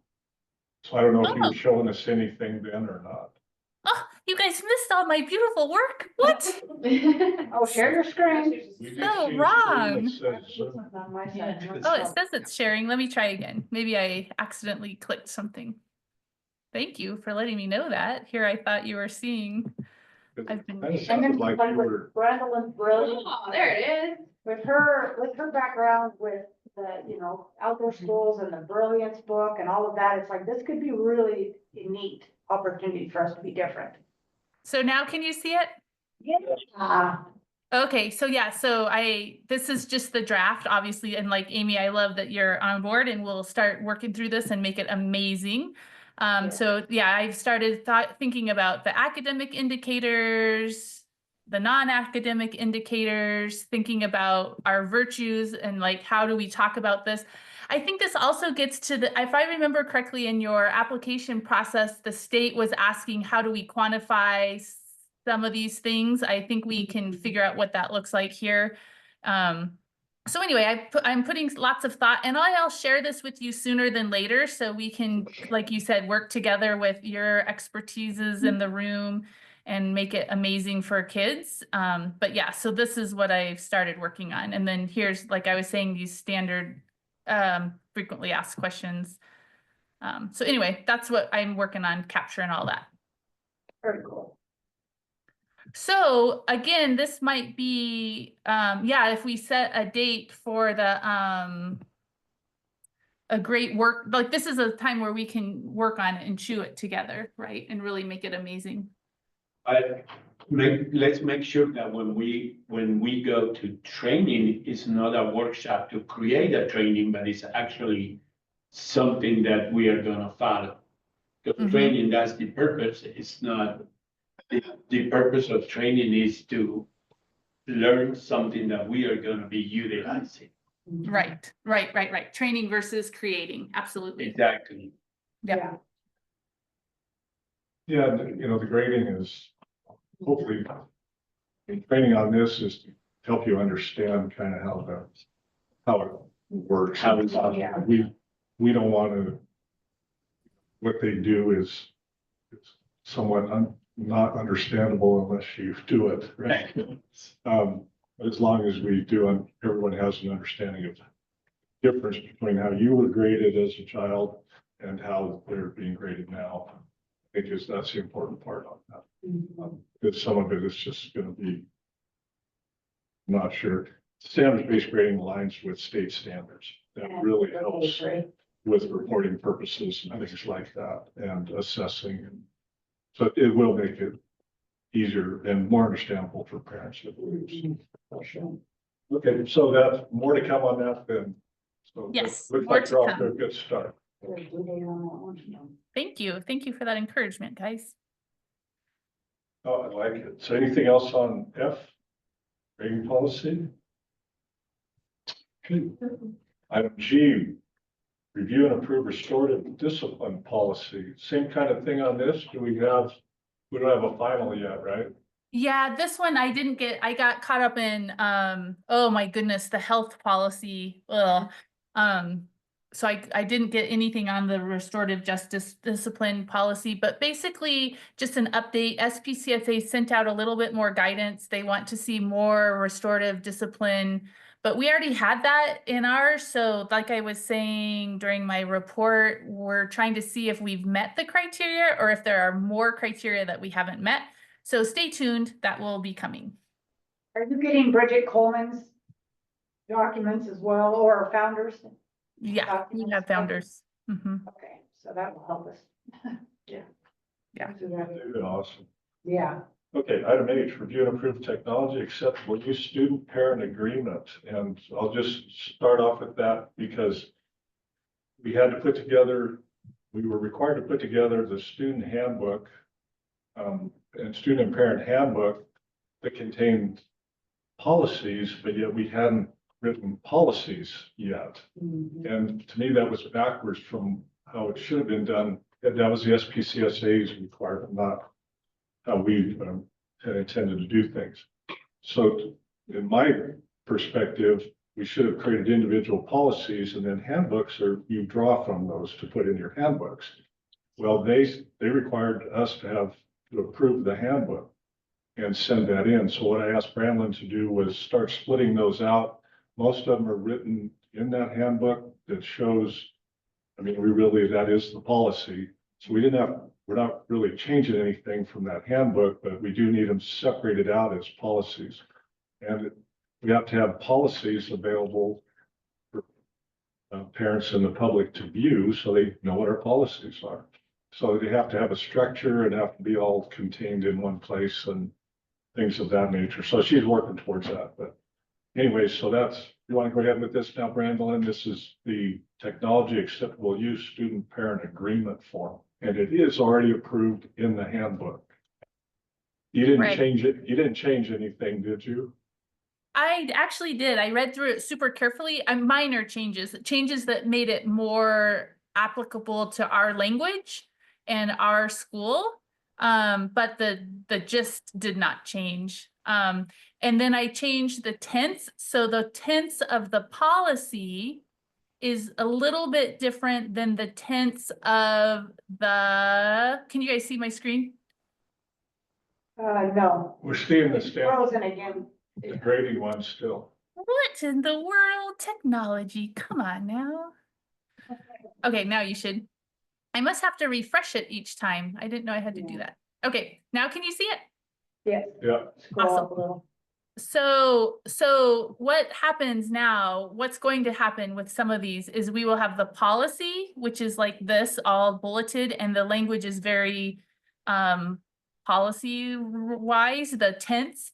And then we will have what is actually seen and used by the students. So this is the parent and student agreement, and the language is just a little bit different so that it reads like it makes sense to the parent who will, at the end of this document, sign that they understand and this sort of thing. So there are minor changes so that it makes sense as a policy, and then as the public consumption information for parents, in this case in the handbook. And then the formatting obviously is a little different. These are bullets versus the numbered paragraphs in the policy, these sorts of things. So for this one, like, I think we approve it, or if we need to make changes, but that's where we're at. And so the discipline policy will have something similar. The grading policy will be something similar, where we have the formal policy and then we have what we're putting out for the public consumption so that it makes sense to the reader from the audience, right? Because we always write to an audience. Yep. Okay, can you scroll back up so we can see the policy? So that's the structure I've been asking. Go back down a little bit. Yep. So this kind of structure, you know, we're not gonna have, these, shouldn't have these exact numbers for a different policy. And that's where it's gonna take some time, because they all are kind of 1.1, 1.2, but they're gonna have to have something at the beginning of that. Like policy manuals are, like, oh, S for student dot whatever dot 2.1. And that's gonna take time as we get these, but, so there'll be some rearranging of that to make it all work, once you have every policy contained in one document. So after the This last is- board meeting, Joe, I went on to ECSD and looked at their board docs and looked at theirs, and I understand better what you're saying. So yeah, I get that and we'll move towards that. Yeah, that's not something that's gonna happen overnight, we understand that. So, but at least we'll have the policies, and then when you combining them, it will be what takes time. And I mean, you may need to look at something like board docs or something for public access and to get it structured. Because we may not have the personnel to get it all created. So it's something to think about too. Mhm. So scroll back to the parent and student one. Are you going to have these printed out and signed by parents, or are they gonna do some sort of an online link that they've read it and agreed to it? So this first year, it will be paper and they'll turn in the piece of paper. The last page is the signature that they have read and returned this last page. But Kat and I just learned in next year, year 2, we will do most of this through Infinite Campus, and it will be part of our enrollment packet or like first week of school packet, and we'll do it electronically. So the comment I made to her, because you can see if we can just take this 3-page right here and extend margins out and do some creative formatting, should be able to make it 2 pages. Because it's kind of boilerplate like the school district, and we've managed to squeeze it into 2 pages. Like right there, you see devices, equipment, how they're on that next line. The other page had a bunch of those too. So I'm gonna work with her just on that 3 pages to make it 2 pages. Yeah. Front and back, boom, sign, done. For this year, after that, we'll do Infinite Campus. Save some trees. We're killing trees with the budget. Do we have a motion to approve the technology acceptable use student parent agreement? So Okay, we have a motion, do we have a second? I'll second it. Okay, any further discussion? All in favor, say aye. Opposed? I vote aye, motion carries. Good work on that. I know that was a lot to get that done, and it was driving me crazy because of the apologize, but didn't seem like they were doing it in the right order. But glad you got it worked out. We're getting it. Item number 10, public comment. We don't have any public. 11, board member comments. I just have one. Good. I went in to sign my taxes yesterday, and Terry Gage asked if she's apparently on the Community Foundation Grant Committee. Oh, great. And wanted to make sure that we were applying for that grant, and it is due like within the next week or so. So I just throwing that out there. I gave it my best effort 2 years ago and it failed, but I've never written a grant my whole life. So, I mean, it was, Where do we get access to that? What is the, it's online, what is it called? Community Foundation, Elko. And actually there's, it's even statewide, but Terry sits on that. They came to our founders. Yeah, and as she said, we specifically needed to apply for that. How complicated is it? To me, it was like Greek, but I'm sure somebody that has done a grant before, it would not be so. Says due by April 30th. Yeah, so it's next week, right? Yeah, Yeah. and we have to have a login. I can't look at what the application looks like, Brandon, but I can send you the link to it. If you wanna make a login and look at the application. Yep, I can.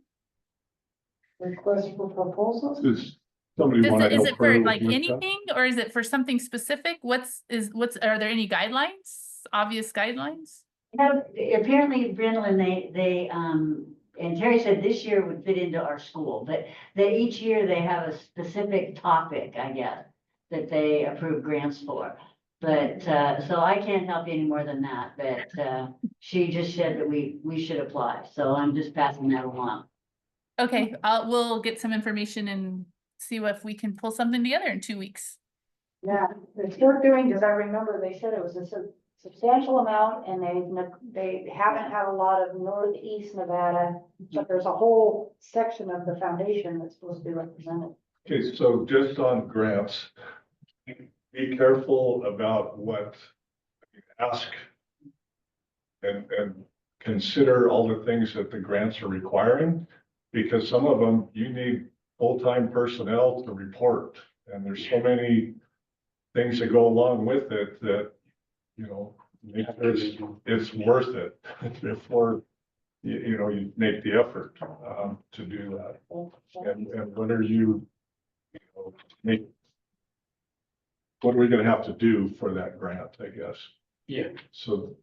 Yeah, look- grants look can further. become a I know you beast. understand that, because you're short of personnel as it is, and time constraints and things like that, so. Just, they all look good, and I've been involved in that a lot with the school district, most of us have done that, and college, I know that got into issues and things where they commit to things and then don't realize it because they get $500 and it costs them 10,000 to. Yeah. My understanding is this is a pretty worthwhile Yeah. grant process. So Again, I don't know anything about it, so that's a very, It's a substantial amount of money, and Elko County has its own specific, just Elko County, that they don't get enough. So if you need help with that, ask. Okay, But I yeah, think, Time is short. I think they usually give out like $25,000. It's not Or- a huge amount annually, and maybe they have more to give out. 5,000 closer to our 100 that we need. yeah, every little bit helps, because we're gonna be It's not a lot tight. of strings attached. Yeah, And Maybe we Lisa can and I call had them met up about the NGM. Did you find that date, Lisa, for the next meeting for that one? she hasn't gotten back to me yet. I'll email her again. She didn't reply, so Okay, we are planning to do the application for the NGM Community Development Grant. But we need to know when the date of the next meeting is. Then their Benevolent Fund, is that what it is? That's separate, but yes, their Heritage Fund, Yep. that's run through Benevity, we are all set there. Is that good? We are set, so if you know anybody who works at NGM or knows anybody who works at NGM, they can make a donation to NCAE. And it will be matched at 120% through Benevity. So, In their LinkedIn group, I should post. yeah. That would be You great. probably are too. Yeah, And Jim, but so. you should post it for sure. That would be great. And I haven't seen anything come on Facebook. I sent Amber some language, but I don't think there's been anything posted about being an eligible organization through Benevity. Have you seen that, Brandon? no, but that's why Liz is taking over social media, so I'll make sure that's on our list. We were brainstorming our list today, so I wrote it down here to make sure it goes to Liz. Great. Anything else for you? no? Have anything else? I have something else related to that. Brandolin, I picked these up from print copy yesterday. This is our new case statement. Updated, flashy, looks beautiful. Nice work, Brandolin. So I'm gonna give Lisa. a couple of these to everybody. so that you can take them. But, Oh. because I was thinking of, we need like a card, a topic card. Yeah. And that's it. Yep. And what we talked about is we made the updates to the best of our ability for right now. We only had 50 of them printed. So that then in several months, when we have our own photos and things, we can make another update, add some more photos in. So if you have any edits to this, go ahead and let us know and we'll put them in for the next round. But use these as you go out and ask donors to commit. You can leave it with them, you can show it to people, we can absolutely have more printed if we need to. But it looks good, it looks like we have our stuff together. It looks awesome. Yes. It looks great.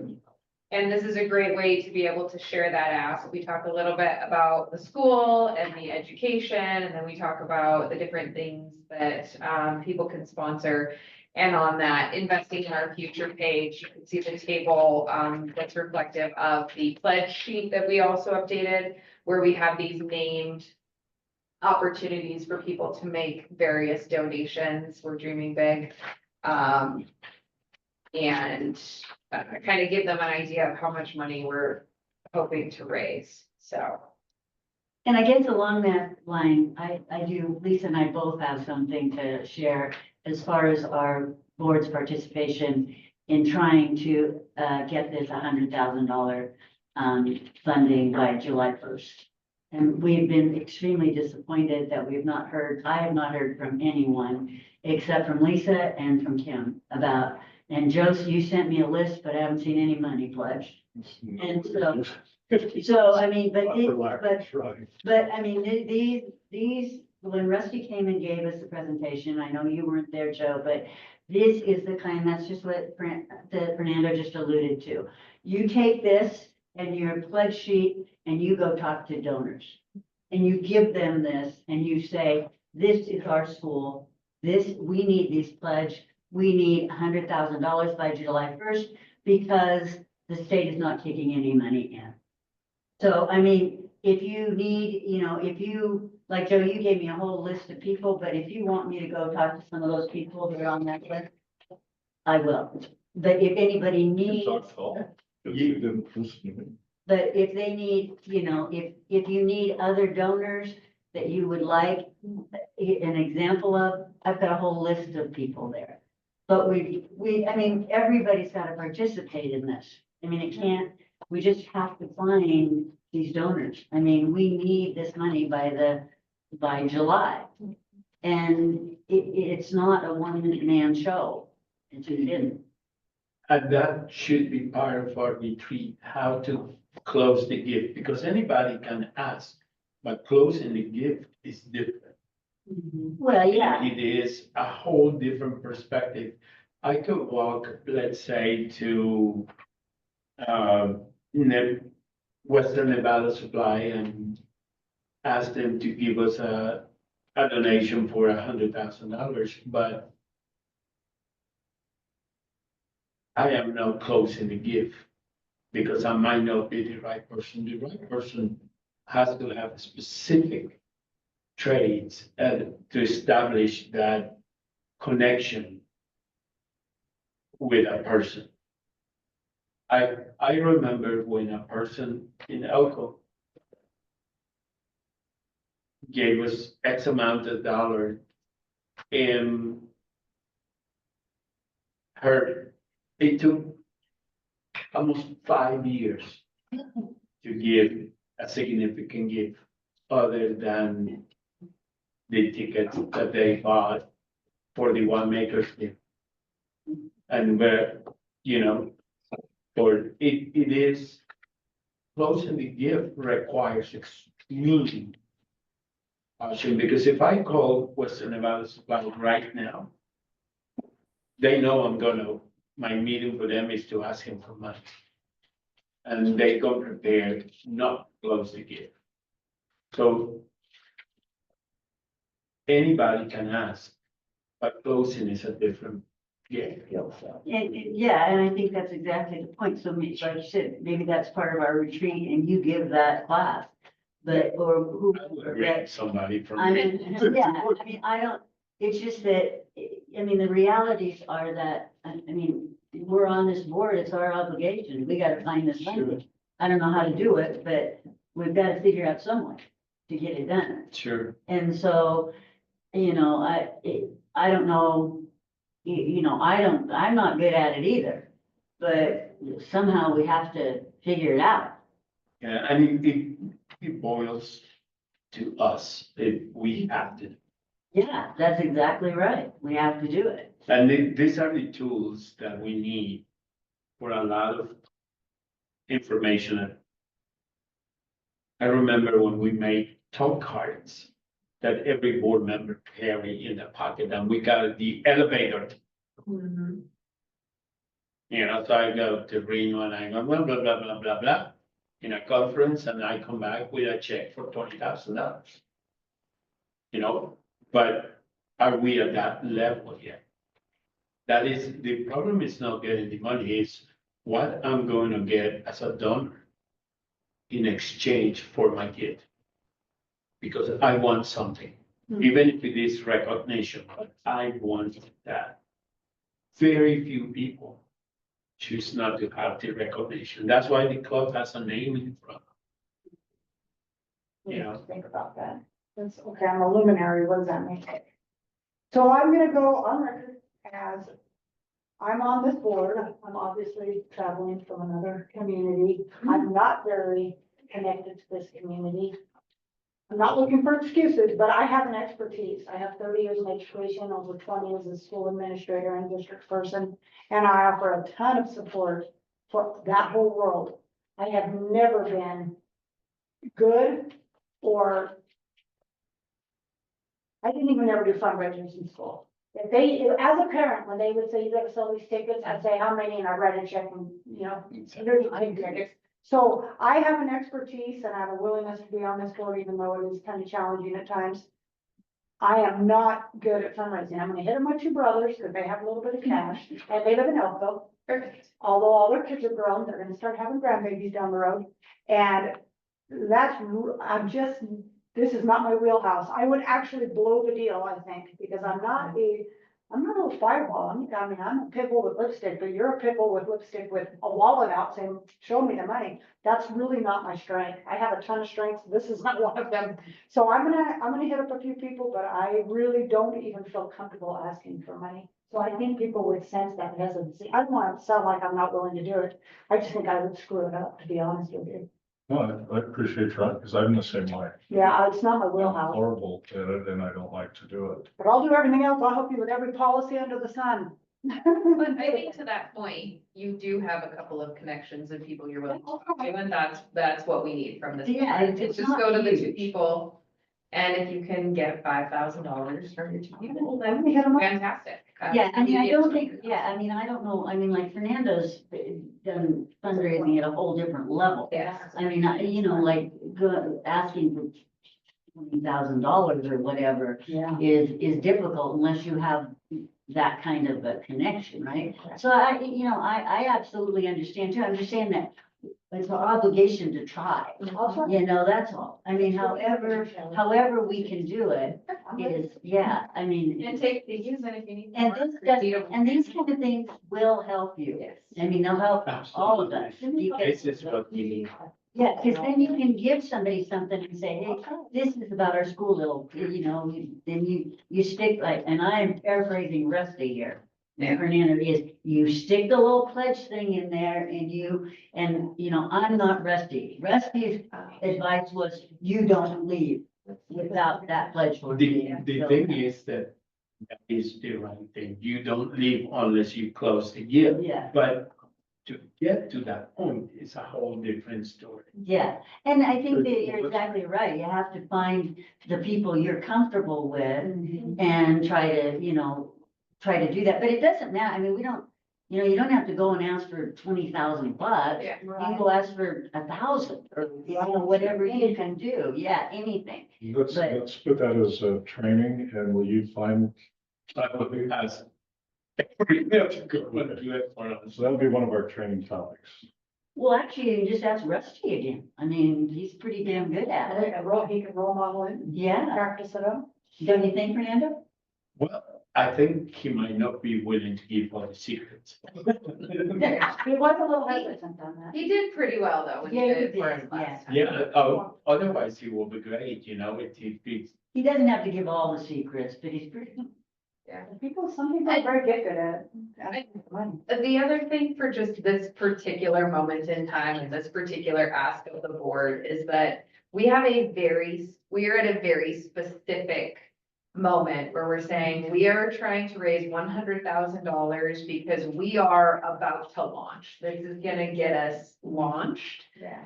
successfully. We've already raised half of that because people are so committed to the cause. We've already raised more than $600,000 because people are so committed to this. We just need a few more people to help us get that last 50,000. And if that gets somebody to give us 5 or 10, or tell us somebody who will give us $50,000 if they can get their name on something, then great. It's not this nebulous ask that we have tried in the past, that we've done very successfully because people want to see the school, come to fruition. It's a very specific, we want your help to just finally get this thing going. yeah, and we can be specific, but we need this money to hire teachers. We need supply. We don't No, get paid until the end of August and we've got training in Yeah. July. And before, when we were asking for money, I mean, it was really sketchy, like, Yes. can you just please give us money? We don't know what we're gonna do. We don't I'm not know gonna how- rise. We don't know what Hillsdale's gonna accept. We don't know, but we'd really like your money. Yeah. Yeah, so, I mean, it was very Yeah. difficult, right? But anyway, just whatever you can do to try to, like you're saying, just to try to help get to this goal so that we can have money for, Yeah. teachers and, Or if you know somebody who works at NGM and you can go ask them if they'll donate through Benevity. I mean, there are lots of ways to make little steps. Okay. Amy, do you have anything? No, that was my comment. But I'm gonna try it this weekend. this is extremely helpful, thank you. Do you have anybody have any other things besides fundraising? But I think that one of the things that we could use, Brandolin, is to have, like 10, I would say 10 topics of, for example, where the strengths are, that we can, and accurate information that we can plug into when I used to write grants for the Boys and Girls Clubs, and I used to get 10 or 5, any number of specific things that we have accomplished to fill into the grants. So when a grant will come in, as a short one as this one, we could get that information and fill in the blanks. And it will take us, I used to be able to write the grant in 2 hours. Right. You tell me right now, 2 hours later, I had it. And not bring that to the board to present the grant, because then in your train of mind, the board is not the same way you are. But just a specific information that if I come into a grant, I just put it together and bring it to you and said, hey, here, if you want to modify it with the wording and everything, and that will speed up the process. I'm not sure if I'm being clear. It's just information that we need, that we always need to plug into. It's like a coffee machine. You need to have the coffee ready to prepare. Now go to the store and buy it. I'm not even sure if I'm.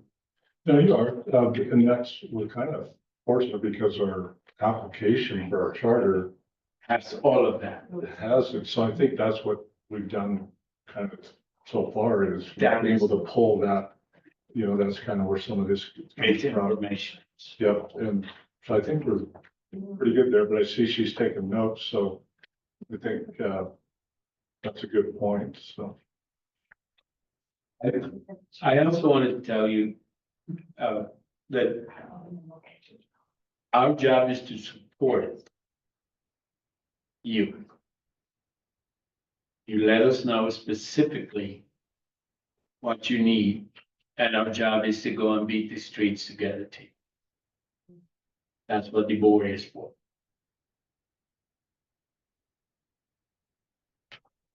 Okay, good. She's trying to. We can't hear you. I have to unmute myself.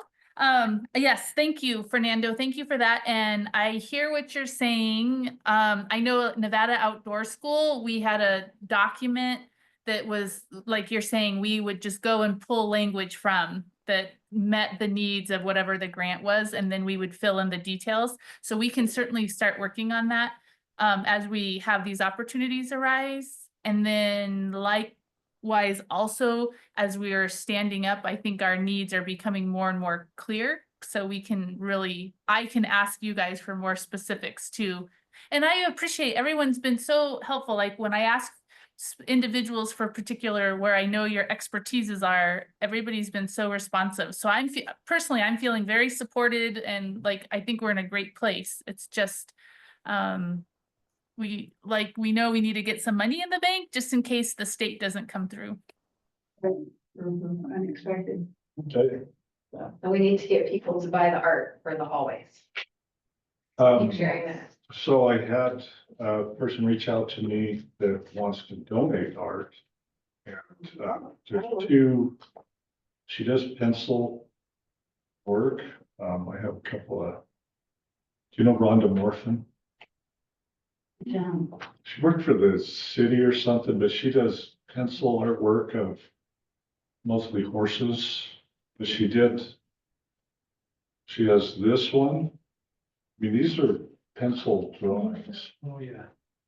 that she does. Oh, yeah. Oh, neat. So there's two of them. And this one, she says, represents family. It's a mare and foal. Oh. And so that's the one Brandon liked. And then she has this one.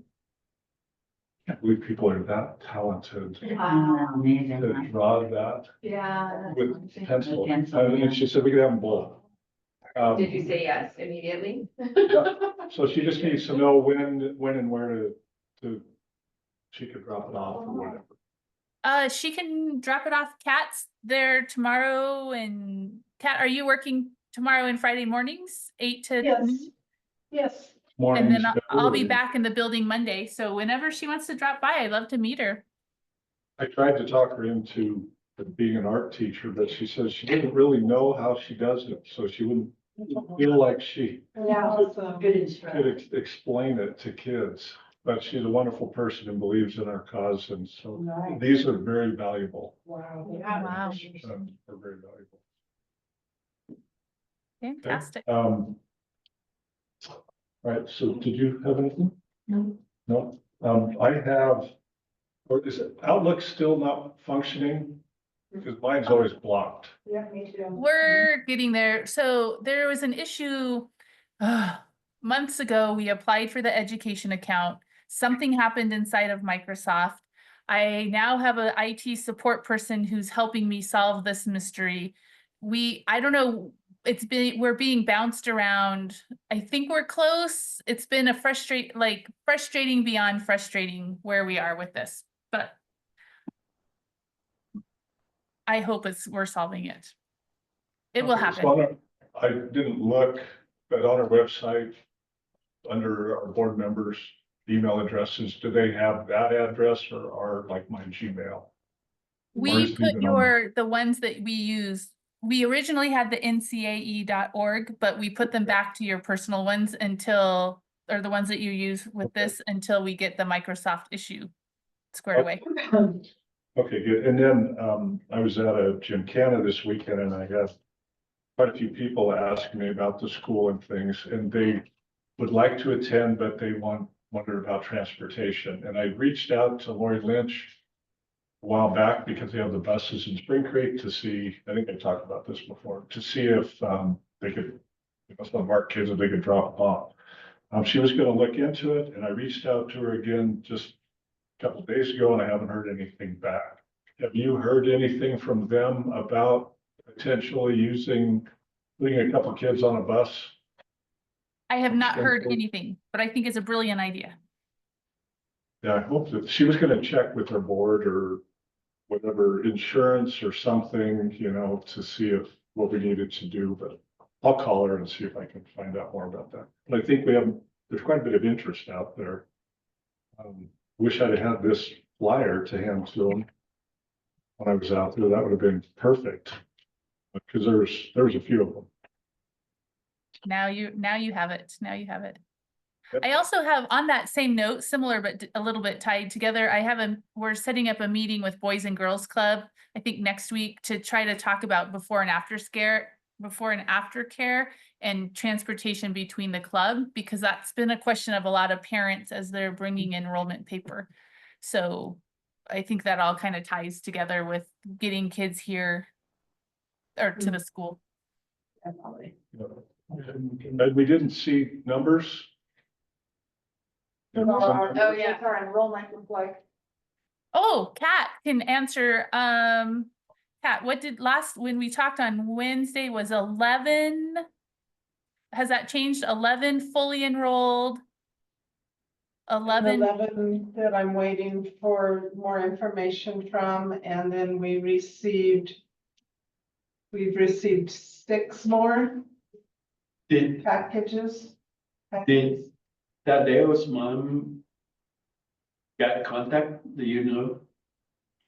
what's that? The lady that came in and he said that somebody was gonna call her.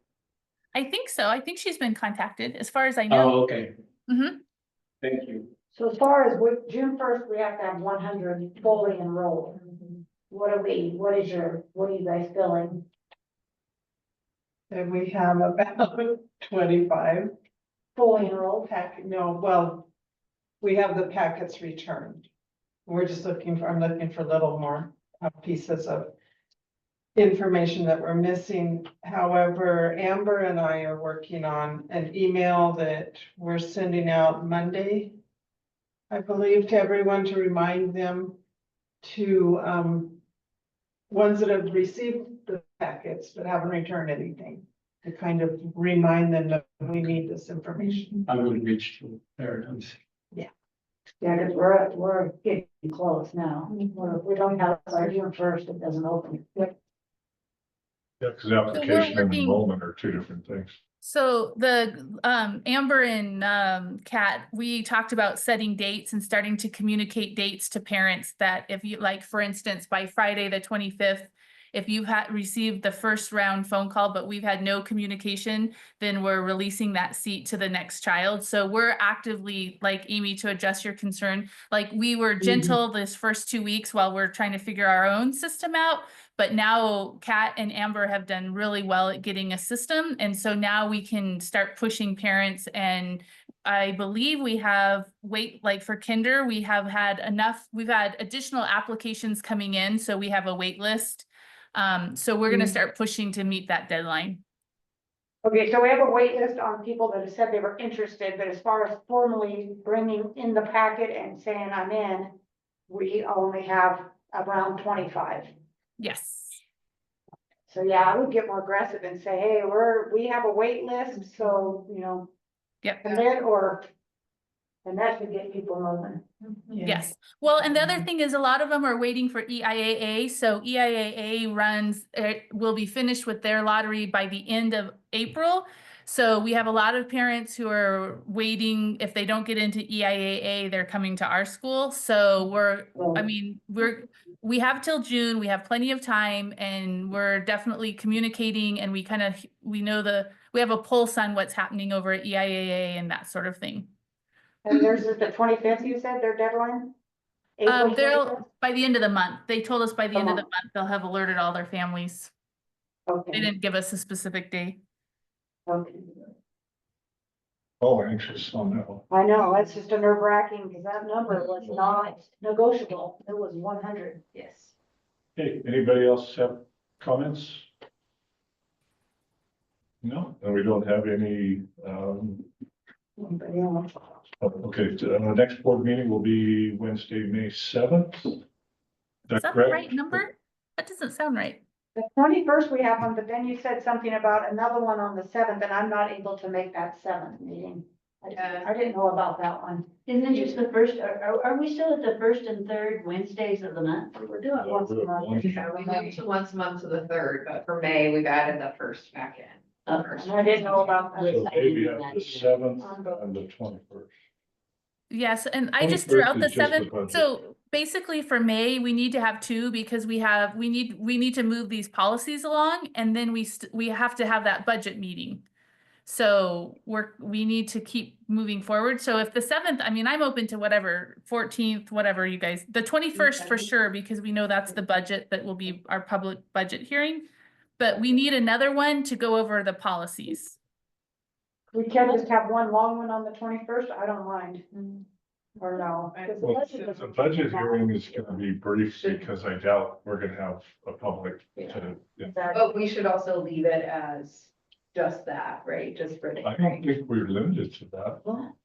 We can have that as the first item, it's the budget Budget hearing. hearing, and that should take a ton of time if we have it ahead of time, if we can make sure we get it ahead of time. And then do policies. Would you ask on that, Bradley, to see if I'm assuming it's a meeting, we can agendize whatever we want, and part of it is dedicated to the budget. Yeah, and well, Mr. Fick was making it sound like it has to be a dedicated meeting, but I don't know why you also couldn't open a meeting, have the public board meeting, close the meeting, and then Oh, have a there you go. second meeting, right? Like on the As same long as you night. agendize, yeah, as long as we agendize both of them. Yeah, I'll find out. Let's stay, okay, so what I'm hearing is you would rather have one meeting on the 21st that is budget and other things than two separate meetings. But- No, we still need the one on the 7th. No, we don't, it's my idea. Well, she has a lot of policies. That's what we were gonna do on the 21st. Do you have, what do you want to do with the policies? Are you timeline wise? Oh, we're fine because I just let SPCSA know when our board meeting is and they understand that sometimes our board meetings after the 15th, that's fine. My concern was just your mental capacity to do budget and then policies. Because that's just a lot for our brains. And our bottoms. You can have it on the 7th, I just won't be able to be there. Available on the 7th.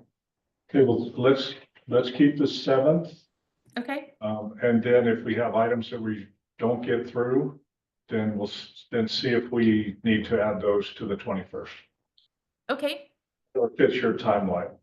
Because I don't foresee the budget hearing being in like the 3-hour deal. It'd be maybe half hour. I hope. Yeah.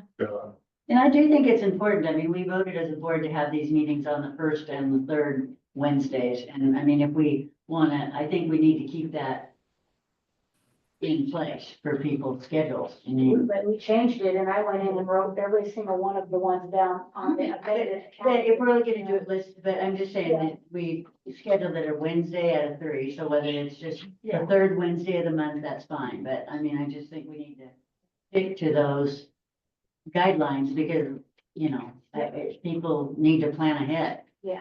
And I think it's important. So do you You want people anticipate, to show up. do you anticipate June and July needing 2 meetings? Cause I can log them in, I just need to know. We'll have to decide at each. board meeting. Yeah, it's kind of hard to say because I'm not that far out. I can't get Okay. too far out yet. There's enough every day that's keeping me on my toes. Heck, yeah. So, Okay, so we are meeting on the 7th. okay. I think that's better. I think it just like I said, I know we all get rummy after a certain period. We're like, oh, this is starting to get hard. So I think it's better. We think we do better work when we're fresher. We did good today. We did 2.5 hours instead of 3 or 3.5. So- Yeah. Okay, anybody have anything else? All right. Meeting is adjourned. Amy, can you stop the recording? How do I do that? Thank you all. Thank you. Thank Thanks, you. Grandma. Okay, we'll see you. Have a safe journey. Thank you. Bye. You said you just pushed stop. I remember